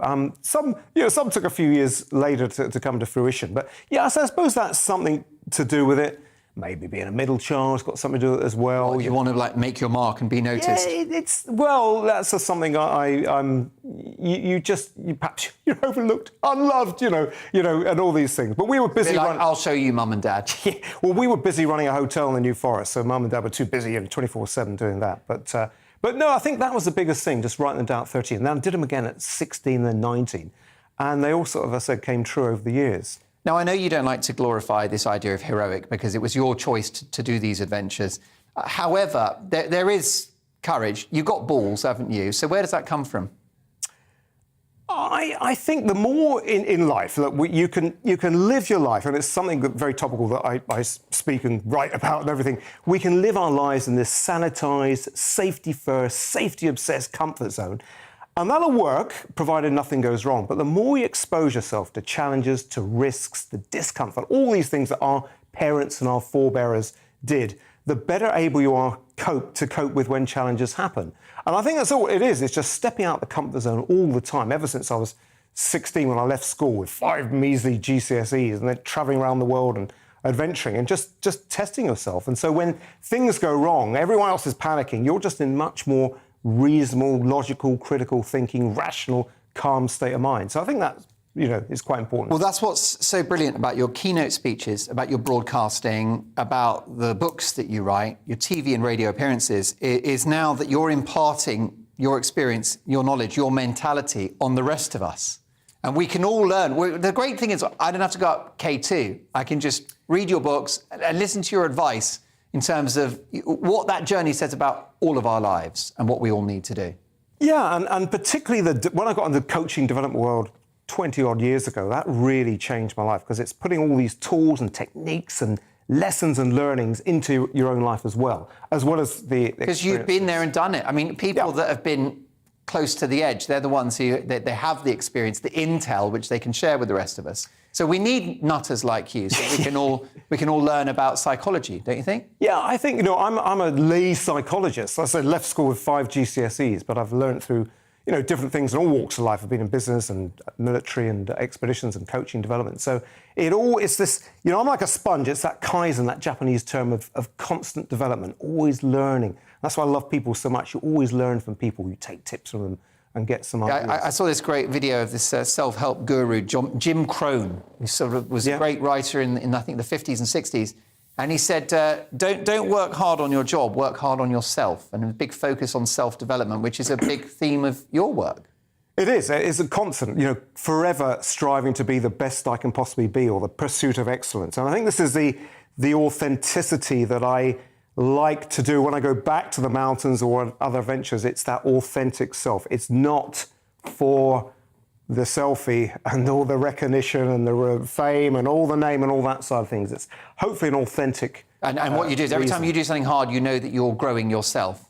Yeah, absolutely. There's, and every great coach, every business leader said they learned more from their mistakes than they did their successes, which is obvious. There's a great thing.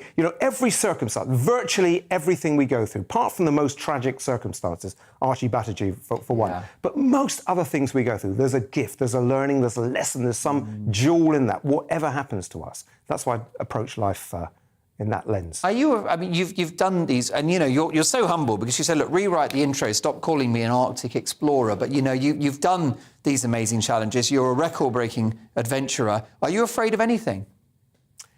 Probably being an old man on my own. Probably, yeah. Look, it's just that's many years away. But perhaps loneliness. It's a very interesting thing, because it does touch a deep chord with a lot of people. Every Christmas, everything I hear, like there's 5,000 people be on their own at Christmas. I think, why is this?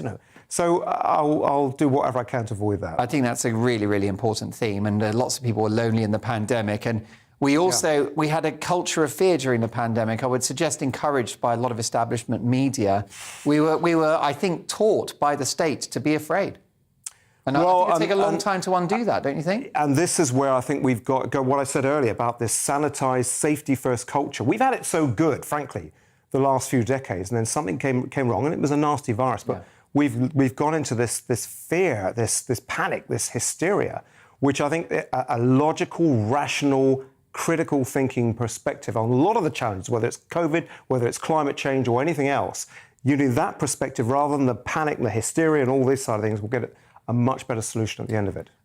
Before I let you go, if there are people watching that are going through a tough time, maybe they're just in a rut in their lives and they want their life to change, what would be those baby steps that you might suggest they should go for? First step, get into nature. You don't have to climb K2, but get into the woods, the forests. I live in the New Forest, that's fantastic for me. But just nature has all the answers. You just get these insights. Looking up the sky, you get these things there.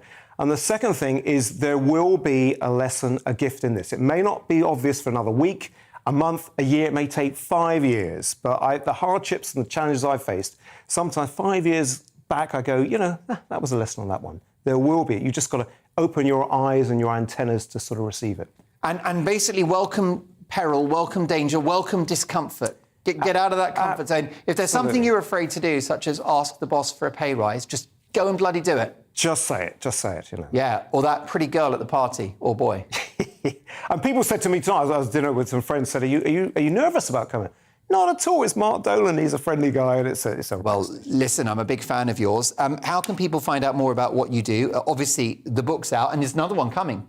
Yeah, I'm in the process of writing that, but the society's so up and down, we've put it slightly on hold. But well, look, I'm looking forward to your next time. The last one made a real splash. So how can people tap into what AdrianHayes.com, my name. And that will do it. Listen, a thrill to meet you. Will you come back and do the panel? I'm delighted to. You do a bit of politics as well, right? I love it. You're not afraid of anything. The remarkable, the very inspiring Adrian Hayes, whose book is called One Man's Climb, A Journey of Trauma, Tragedy and Triumph on K2. Do check it out and you'll find it doubles up as quite a great self-help book as well. Now, next up is having more than 2 children selfish. And we got the papers live at 10:30 with full panel reaction, so don't go anywhere.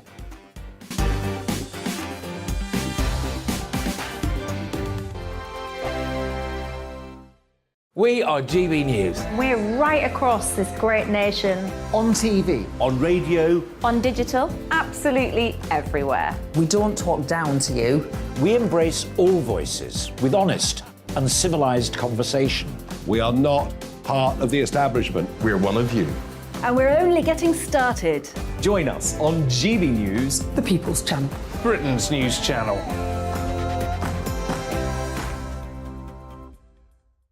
Hi there, it's Stephen and Anne.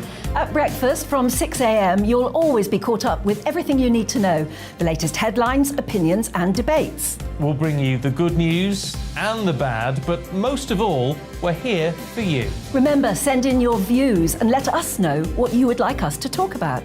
That's because we're your news channel. And every morning at 6 a.m, it's breakfast on GB News.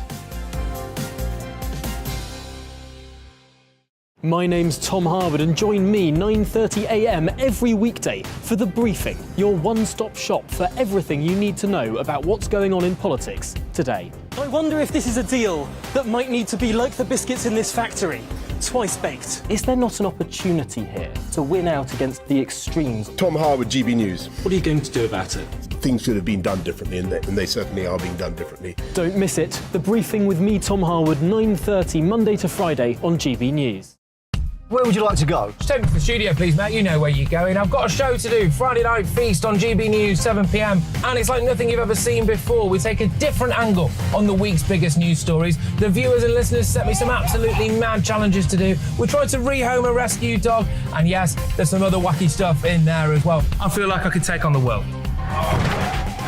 Well, that's that. Friday Night Feast with me, Patrick Christie's, every Friday, 7 till 9 p.m. on GB News. Be there.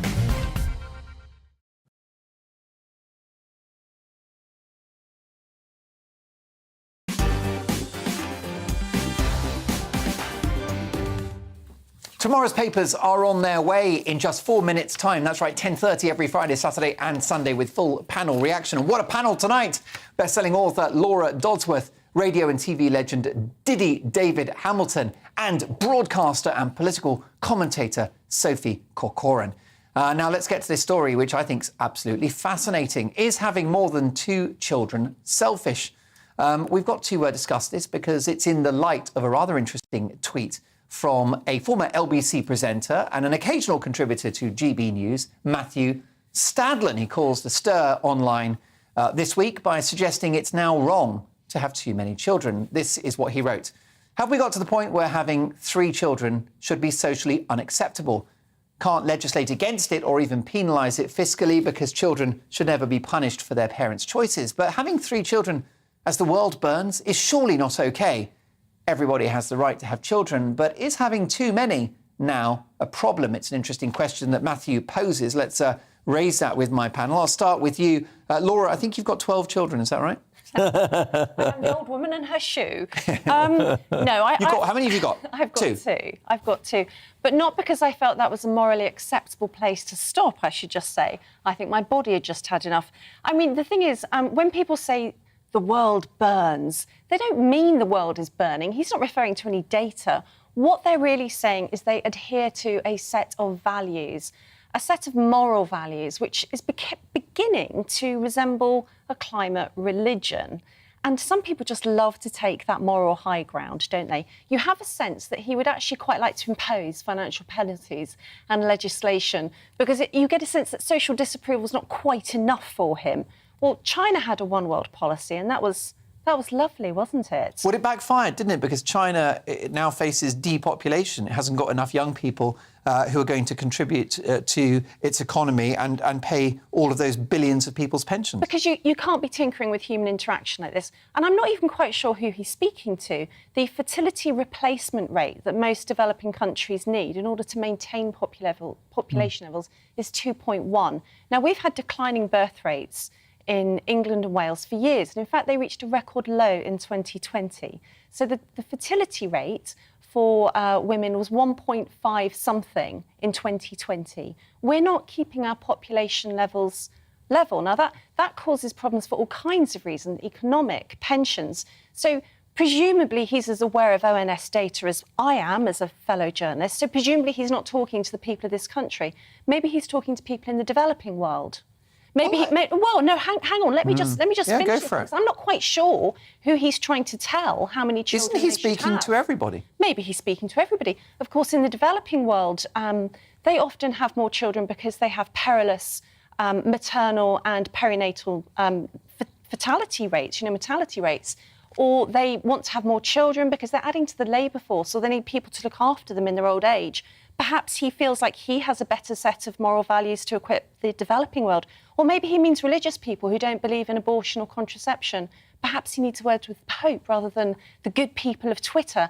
I just thought he was really enjoying getting onto his moral high horse. Now, if he really wants to attack anthropogenic climate change, and I'm not sure he should, but if he really wants to, how about the fact that China has just committed to burning an extra 300 million tonnes of coal every year, rather than those few people who choose to have 3 kids a year in this country? Now, Laura, you're going to have to get off that fence because this show's all about opinions. I know. We've got no idea where you stand on this. Look, very briefly, because I've got the papers now, but don't you think you're being a little hard on Matthew? Because the bottom line is that human beings are bad for the environment, aren't we? So the more human beings, the worse it gets. No, I think this is a really, really fundamentally anti-human streak that runs through so many cults these days. And when I say cults, I am including people who kind of jump onto this climate bandwagon like him. Look, he's been ratioed to hell and back on Twitter. It's not just me who's giving him a hard time. He just sounded really morally superior. And he's got no right to judge people who have 3 children. Having children adds so much love into your life. And it's what we're designed to do. Human beings want to have children. If we didn't, there wouldn't be a human race. Well, absolutely right. And on that, we can agree. Look, I always think Matthew Stadlen is an interesting guy to watch on TV, listen to on the radio, and his Twitter feed is certainly full of great talking points, as we've just proved. So, look, it's all about opinions. What's yours? Is having more than 2 children morally wrong? Is it selfish? Let me know your thoughts. mark@gbnews.uk, as I say, is the email. But now this.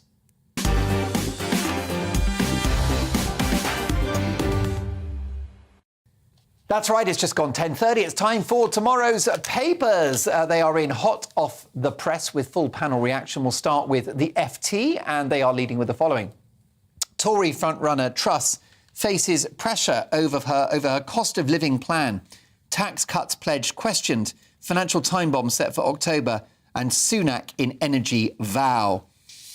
Next up, the I newspaper. Or where should we go next? We got the I, or what have we got? Yes, we have. We've got the I newspaper. Cost of living plans will decide leadership race. Help to pay bills emerges as key battleground, with Liz Truss ruling out further direct support. But Rishi Sunak understood to be planning more measures, such as benefits increases.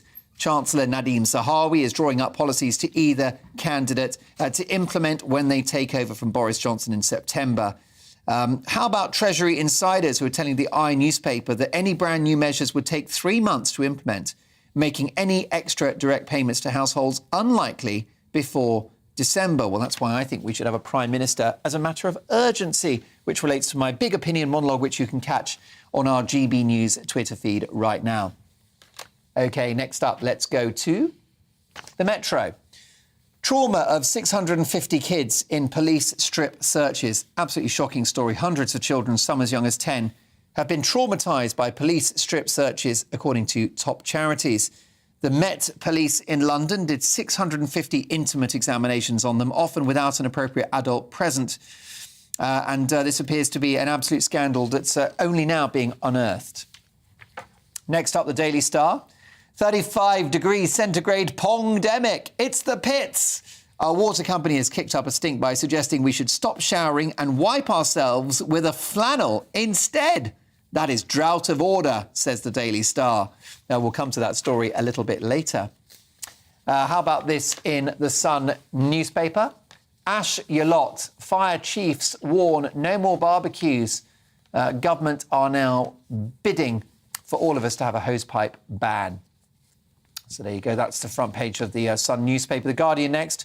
Alarm as leak reveals Raab plan for new assault on judges' powers. An assault or accountability? You tell me. Dominic Raab is planning to curb judges' powers in a move likely to make it harder to bring successful legal challenges against the government in England and Wales. According to leaked documents seen by The Guardian, the Ministry of Justice paper suggests the Justice Secretary, who's also Deputy Prime Minister, is considering changes that would have the effect of limiting ministers' accountability in judicial reviews brought by claimants concerned about the way public bodies have taken decisions. The move comes amid rhetoric from ministers about lefty lawyers and alleged overreach by judges. OK, next up, the Daily Express. Truss, I won't rule out urgent help on bills. Liz Truss is considering making urgent payments direct to households battling the cost of living crisis. Former leadership rival Penny Mordaunt confirmed the Foreign Secretary was looking at other measures as a matter of urgency. Also in the Daily Express, national hosepipe ban looms as 95-degree Fahrenheit heat returns.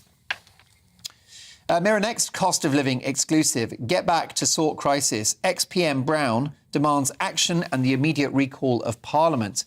Cobra Emergency Committee must meet daily to tackle the mess. And those are your front pages. Let's get full panel reaction now from Laura Dodsworth, David Hamilton and Sophie Corcoran. Well, folks, lots and lots of stories to get through there. Shall we see what the Express is saying, David Hamilton? Liz Truss, I won't rule out urgent help on bills. Whoever becomes Prime Minister has got one hell of an in-tray, don't they? Can I just say before that, I'm a bit upset you didn't ask me about more children.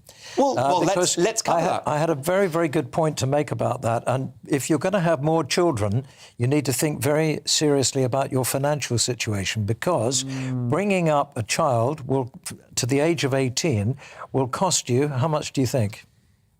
150,000? Over £200,000. So if you've got 3, you're talking about £600,000. So, you know, whatever the moral issue about it. David, that's exactly why, that's probably part of the reason why we have declining birth rates. With the cost of higher education, property and the cost of bringing up a children, it's no wonder we've got declining birth rates. Yes, absolutely. Well, I don't think people need to know how expensive. But that's a good thing, isn't it? Because we don't want a population expansion. Already too many people living in this country. So if we have a declining birth rate, that's a good thing, isn't it? Linked pensions that the civil service get paid, you know, it has to be paid somehow. You need people to pay in with their taxes to pay for all these pension schemes. Well, we've seen projections for Germany, because Germany is facing declining birth rates and a declining population, and that's been linked to an anticipated decline in their GDP over the next 2 decades. In fact, some are suggesting that the UK, which has a higher birth rate than Germany, will actually catch Germany in terms of GDP in the next couple of decades because of that very issue of the size of the population. I mean, David, it does appear that there is a correlation between birth rates and economic output. The more, the merrier. Absolutely, and we come back again to the issue of immigration. We've already got a huge population in this country, and then we have thousands of people coming in from abroad that we don't have room for. What do you think about this, Sophie? It's worth picking up on this topic about whether it's wrong to have a big family. Well, I mean, I agree what he said. I think the moral argument here is that if you can afford to raise a family in a secure home environment, you're in a good relationship, you've got strong financial status, and it's absolutely fine. I mean, I'm one of 5 kids, Mark. Can't have too many Corcorans. I'm the youngest of 5. And you've got a twin, haven't you? I have an identical twin, and she is my best friend in the entire world. But we have all contributed brilliantly to this country. All of us pay tax. Yeah. And my mum and my dad worked incredibly hard in order to raise us all. Obviously, raising 5, especially 2 at once, it's rather expensive. Although you were probably like a really easy little girl to raise, I would have thought. Oh, of course. An angel. Been, Not at all opinionated. No. But the moral thing is there are some homes and there are some parents that shouldn't be. And that is where the moral falls. If you can bring a child into this world, raise them properly, raise them in a nice, stable, secure household, yes, go ahead. But if you can't, you shouldn't. And if those families are going through financial hell, which unfortunately millions are right now, and it's only going to get worse when temperatures drop, Sophie, does the new Prime Minister, who I imagine will be Liz Truss, does she write a cheque to the country? Does she have to just do handouts, or is it tax cuts? What would you do? Rishi Sunak as well has been capable of this conversation. I'll tell you something now, this really winds me up. If he doesn't want to cut taxes, why can all of a sudden he give everybody a handout? Because we wouldn't need a handout, Mark, if he stopped taking so much money off of us in the first place. If he allowed us to keep the money that we earn, we wouldn't need this £400 energy bill handout that we get. We wouldn't need the £150 council rebate. What he's doing is he's taking all of our money and giving it back in drips and jabs. If you just stopped taking our money in the first place, we wouldn't need your handouts. But like me at uni, I can't afford to heat my home, Mark. And all of us, there are many people who have been well off who would never, ever think of finding themselves in the situation. They've got strong, well-salaried, working-class jobs. They're now in poverty. And the only solution to that is to cut taxes. Leave your handouts. Stop taking so much of our money. I hear what you're saying about cutting taxes, but the reason why I was supportive of Rishi Sunak in relation to delaying cutting taxes is his argument is that because we run a deficit, which means that more is going out than comes in at the moment, even in day-to-day spending, it means that tax cuts will have to come from borrowed money, which is inflationary. So his argument is absolutely tax cuts all day long, but not yet. But we're taxing ourselves into a recession at the moment, Mark. People can't even afford to heat their homes or go to work, so people can't afford to spend. Businesses are having to raise prices because a large part of this tax, and when I talk about tax cuts, I don't necessarily mean national insurance or income tax, I'm talking about the green levies, because that is what is pushing up energy bills and fuel bills through the roof, and that is what people can't afford. And when people can't afford to spend, the economy goes into recession. It stops growing. Businesses fall apart. So when you're taxing people into poverty, because that's exactly what we're doing now, this argument of we're going to pay back the debt is nonsense. You can't tax your way out of debt. You have to grow your way out of debt. You can't grow your way out of debt if you're taxing people into poverty. It doesn't work. We're in a world of common sense here, aren't we, Laura Dodsworth? Yes. And those green levies on fuel, I mean, that would, if you got rid of those, that would bring inflation down, of course. Yes, but only by a relatively small percentage of the total bill now, which is being driven by gas wholesale prices. But I agree with Sophie completely. This was the point I was trying to make earlier when we were talking about the prime ministerial candidates. He tinkers. He just can't help tinkering. I think he's enthralled to the civil service. Tax here, handout there. I think Truss's plan is better. The problem is it won't be quick enough. And, of course, she's coming under pressure from very kind of centrist establishment media types who want to hammer her for not giving people handouts, because that's much easier to... Who would want to run this country? It's in such a mess, isn't it? I mean, who wants the job? I can't believe that the 2 people... You want the job. Yeah, maybe these 2, they should be running the country. Well, David, I think you're very wise. I think you'd be a very elegant and well-spoken Prime Minister. I would look forward to your speeches. Oh, thank you very much. Well, I'd like to be Boris without the lies. I'd like to have his character and his charisma without the BS. What about the libido? Well, yes, I probably would quite like to have that as well, actually. Oh, listen, I'm sure Mrs. Hamilton's got no complaints. It's interesting, David, because we're talking about this cost of living crisis. Tomorrow's Daily Mirror, get back to sort crisis, says former Prime Minister Gordon Brown, who was also somebody that when he was at the Treasury, when he was at number 11, he liked to tinker with our tax affairs as well. But has he got a point that there should be Cobra Emergency Committee meetings daily now, and the Prime Minister, the current Prime Minister, Boris Johnson, should cancel his holiday? I don't know why he doesn't just go away, actually. I mean, you know, he had his chance, didn't he, a long time ago, and he didn't leave the country in a particularly good state, I don't think. I can't believe all these ex-prime ministers, you know, keep giving the current incumbents advice on how they should run it. Yeah. You know, when you look back at their track record, for God's sake. Finger like a bad That's smell, right. didn't they? That's Major, right. Tony Blair. John Major, Tony Blair and others, yeah. You do wonder. Tony Blair's going to crop up any minute and say we need digital ID to tackle the cost of living crisis, isn't he? Now, one thing I'm quite heartened about with Liz Truss, though, is that she has said that major changes needed at the Bank of England. I mean, we've got a governor of the Bank of England who catastrophises like nobody's business. You know, he's warning of terrible recession and still really denying the link between all of the quantitative easing and the inflation that we're in right now. You just called it a cost of living crisis. I think we have to stop calling it a cost of living crisis. That is a rebranding exercise. It simply means inflation, and it's inflation which is caused by quantitative easing during the lockdown. So Call it a cost of lockdown crisis, not a cost of living crisis. I mean, it all sounds awful, but, you know, we've had it before, and we've come through it before, and we'll come through it again. And what's the best way to do that, David? Do we have... Godfrey Bloom, earlier in the programme, former UKIP MEP, said that we must drastically cut spending. But that would sound to many watching like austerity, which wasn't very popular in the 2010s. I thought he was wonderful, by the way. And I think if you're talking about a potential Prime Minister, I think he would be absolutely fantastic. Well, that's right. It was a radical vision he had for the country, with radical ideas, neither of which we're getting from Truss or Sunak. We've got more front pages, hot off the press. Let's have a look at the Mail newspaper now. And how about that? Tories must quit Boris witch hunt. Tory MPs involved in a witch hunt investigation into Boris Johnson over Partygate should quit the inquiry team, a cabinet minister said last night. Allies of the PM yesterday attacked the kangaroo court probe by the Commons Privileges Committee into whether Johnson misled Parliament. In a comment piece on the front page of the Daily Mail, they've said if they have any sense of honour, the Tory members of the committee will do the right thing and quit this vindictive charade. The Times newspaper now, police must consult victims when releasing suspects on bail and get inflation down before cutting tax. Voters urge. This is a warning to Liz Truss over cost of living fears.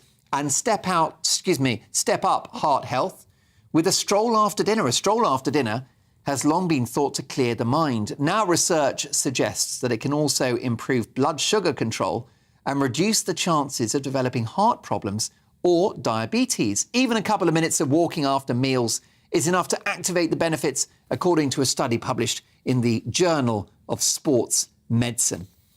How about the Daily Telegraph now? Sprint to avoid NHS meltdown in winter. We cannot afford to wait for the next PM to solve the crisis, says the new Health Secretary. Also, charities return to knocking on doors amid the cost of living crisis, the cost of lockdown crisis, as Laura rightly calls it. Also, Queen of Ambridge signs off at 103, one of the great actresses and stars of The Archers, which is an iconic radio series on Radio 4, is finally going to hang up her microphone after hitting more than a century. Congratulations on a great career. Hose curbs ridiculed for giving all clear on new lawns. And Truss did not rule out payments for families. Again, that story not going anywhere. Now, there's a cheering story, David Hamilton. Go for a stroll after dinner and you'll improve your heart health. Well, that's not what I've always heard in the past. I've always believed that after you've eaten, that's not a good time to exercise, to walk, or you should let the food settle in your system before you do that. So that's a revelation to me. That's contrary to anything I've heard in the past. Now, you never ask a radio and television legend his age or her age. No. But I know you're of a handsome vintage.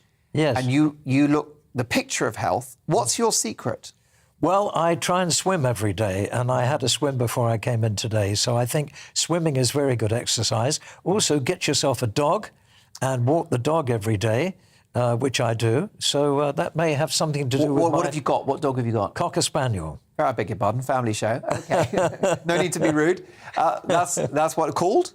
Amber. There you go, Amber. What a lovely, lovely name. Yeah, she actually sits at my feet when I'm broadcasting from home, and sometimes she barks on the air. So she's become a sort of celebrity in her own right. I'm sure she has. Well, look, I love your show on Boom Radio. Yes, thank you. Of course, you're still in showbiz, and that's the other key thing, isn't it? Which is, if you can, even if you're older, doing something you like, and by all means working if your body lets you. Yes, I think retiring is not in my book at all. I think it's not a good idea. I would get extremely bored. So I think it's a good idea. It keeps your brain active. And another way, very good way of keeping your brain active is do a crossword every day. Oh, yeah. Do a crossword away. Well, I can do the one in the Star. Yes. I might make my way up through the Daily Mail and Express up to the Times one day. Yes. I haven't got your grey matter. The Observer. The Observer, that's a good one. Is that right? Is that a good one too? That'll be a good one for you. I might need some help from the internet on that one. Look, we've got lots more to get through, but Sophie, just a quick word on this. Tories, say the Daily Mail, must quit Boris witch hunt. He's still being investigated over Partygate. He's paid the ultimate price, which is he's not going to be Prime Minister anymore. Is it time to end all of this Boris bashing? Yes, and there's a lot of MPs that are trying to get him out of the Commons altogether because they just don't like the man. And I think it's actually in the best interest of Conservative MPs to stop it because, as you have been saying consistently through this entire show, we need a Prime Minister. And the reason we don't have a Prime Minister, Mark, is because those MPs decided to stab our Prime Minister in the back in one of the biggest crises that we face, leaving us without a Prime Minister. And all of this mess is on them. And if they lose their seats in the next election, well, good, they deserved it. And then, Laura, just briefly, front page of the Daily Telegraph, sprint to avoid NHS meltdown in winter. Your brilliant book, A State of Fear, is full of information and analysis and a breaking down of all of the psychology that was deployed during the pandemic to make us afraid and to make us behave. Headlines like that, it's going to bring it all back, isn't it? You know, the siren voices calling for COVID measures are already being heard. And it's only summer. It's only going to get worse. Something that I warned in my book is that if you concede a lockdown as an acceptable policy once, unfortunately, it can keep rearing its head. But I think that we have to keep reminding all the naysayers of what we've just experienced. We've just had an increase in COVID cases, which has peaked and is decreased all on its own. Without any interventions. Without interventions, exactly. So the NHS is going to reach a crisis point this winter like it does every winter, but we have to learn to ride the crisis as we did before lockdown. Because perhaps if they know that they're going to get a crisis like they tell us every year, why aren't they starting to get rid of these diversity officers where you can get like 3 nurses on the salary of one of them? Why were they still, one NHS trust was still paying about all of the staff that weren't on the roll? If they know they're having a crisis, why don't they do something about it instead of moaning about it in the headline? With the NHS being the most diverse organisation in Europe. If they know that there's a crisis looming, do something about it. Don't just moan to the Daily Mail, for God's sake. It's your job. No, you've got to do more than moan to the Daily Mail. Moan to me, Mark at GBNews.uk. Next up, are you willing to have a shorter shower to save water? That's another big story in the papers. Plus, another topical game show. You'll love it. It's all about pronouncing difficult words, which I struggle with at the best of times. See you shortly.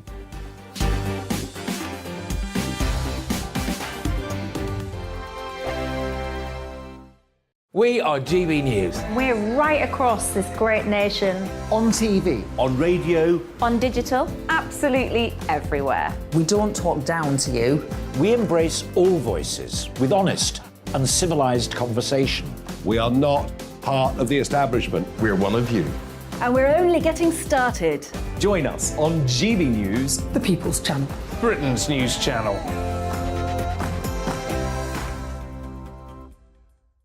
Hi there, it's Stephen and Anne. At breakfast from 6 a.m, you'll always be caught up with everything you need to know, the latest headlines, opinions and debates. We'll bring you the good news and the bad, but most of all, we're here for you. Remember, send in your views and let us know what you would like us to talk about. That's because we're your news channel. And every morning at 6 a.m, it's breakfast on GB News. My name's Tom Harwood and join me 9:30 a.m. every weekday for The Briefing, your one-stop shop for everything you need to know about what's going on in politics today. I wonder if this is a deal that might need to be like the biscuits in this factory, twice baked. Is there not an opportunity here to win out against the extremes? Tom Harwood, GB News. What are you going to do about it? Things should have been done differently, and they certainly are being done differently. Don't miss it. The Briefing with me, Tom Harwood, 9:30 Monday to Friday on GB News. Where would you like to go? Just take me to the studio, please, mate. You know where you're going. I've got a show to do. Friday Night Feast on GB News, 7 p.m. And it's like nothing you've ever seen before. We take a different angle on the week's biggest news stories. The viewers and listeners set me some absolutely mad challenges to do. We tried to rehome a rescue dog. And yes, there's some other wacky stuff in there as well. I feel like I could take on the world. Well, that's that. Friday Night Feast with me, Patrick Christie's, every Friday, 7 till 9 p.m. on GB News. Be there.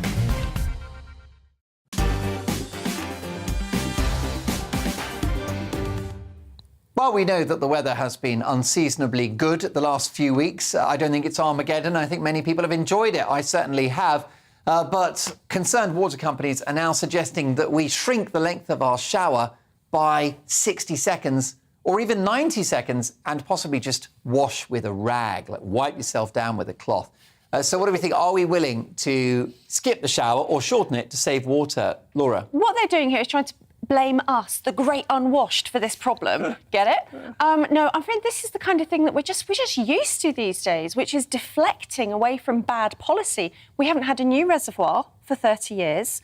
I get my water from the most leaky water board in the country, Thames Water, which loses 24% of its water from mains water leaks. So while, yes, we can all do our bit, and I mean, I'm certainly not using a hose on the lawn at the moment, telling people to reduce their showers is just making us ritualise a subservience to our own guilt rather than fixing infrastructure.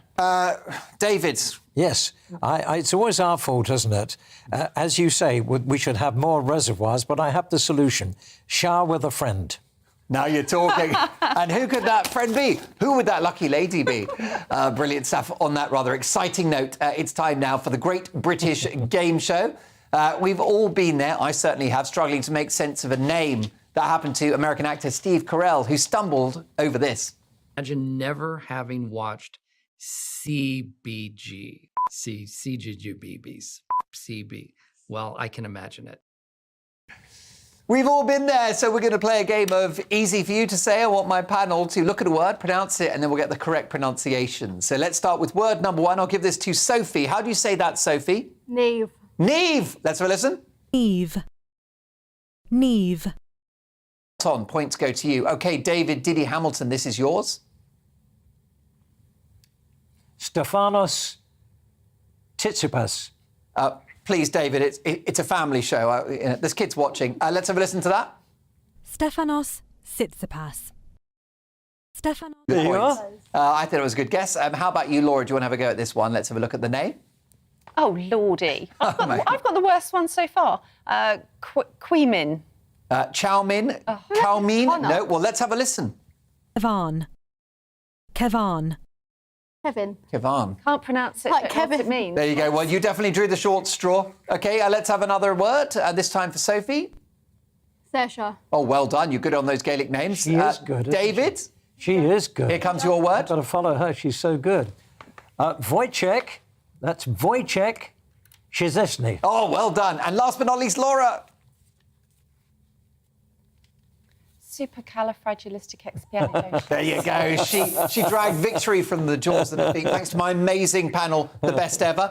Listen, I've loved having your company all weekend. Stick around because I'm doing headliners. Dan Wootton's back tomorrow at 9, and I'm back on Friday at 9. See you then.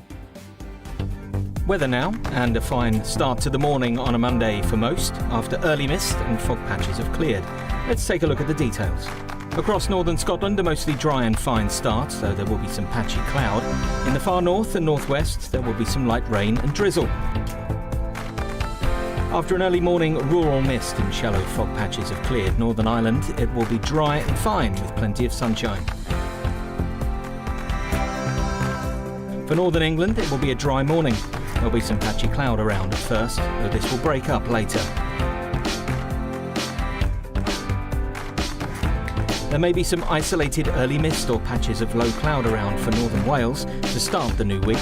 These will quickly clear, though, to leave a dry and fine day. For the East Midlands, it will be a bright and dry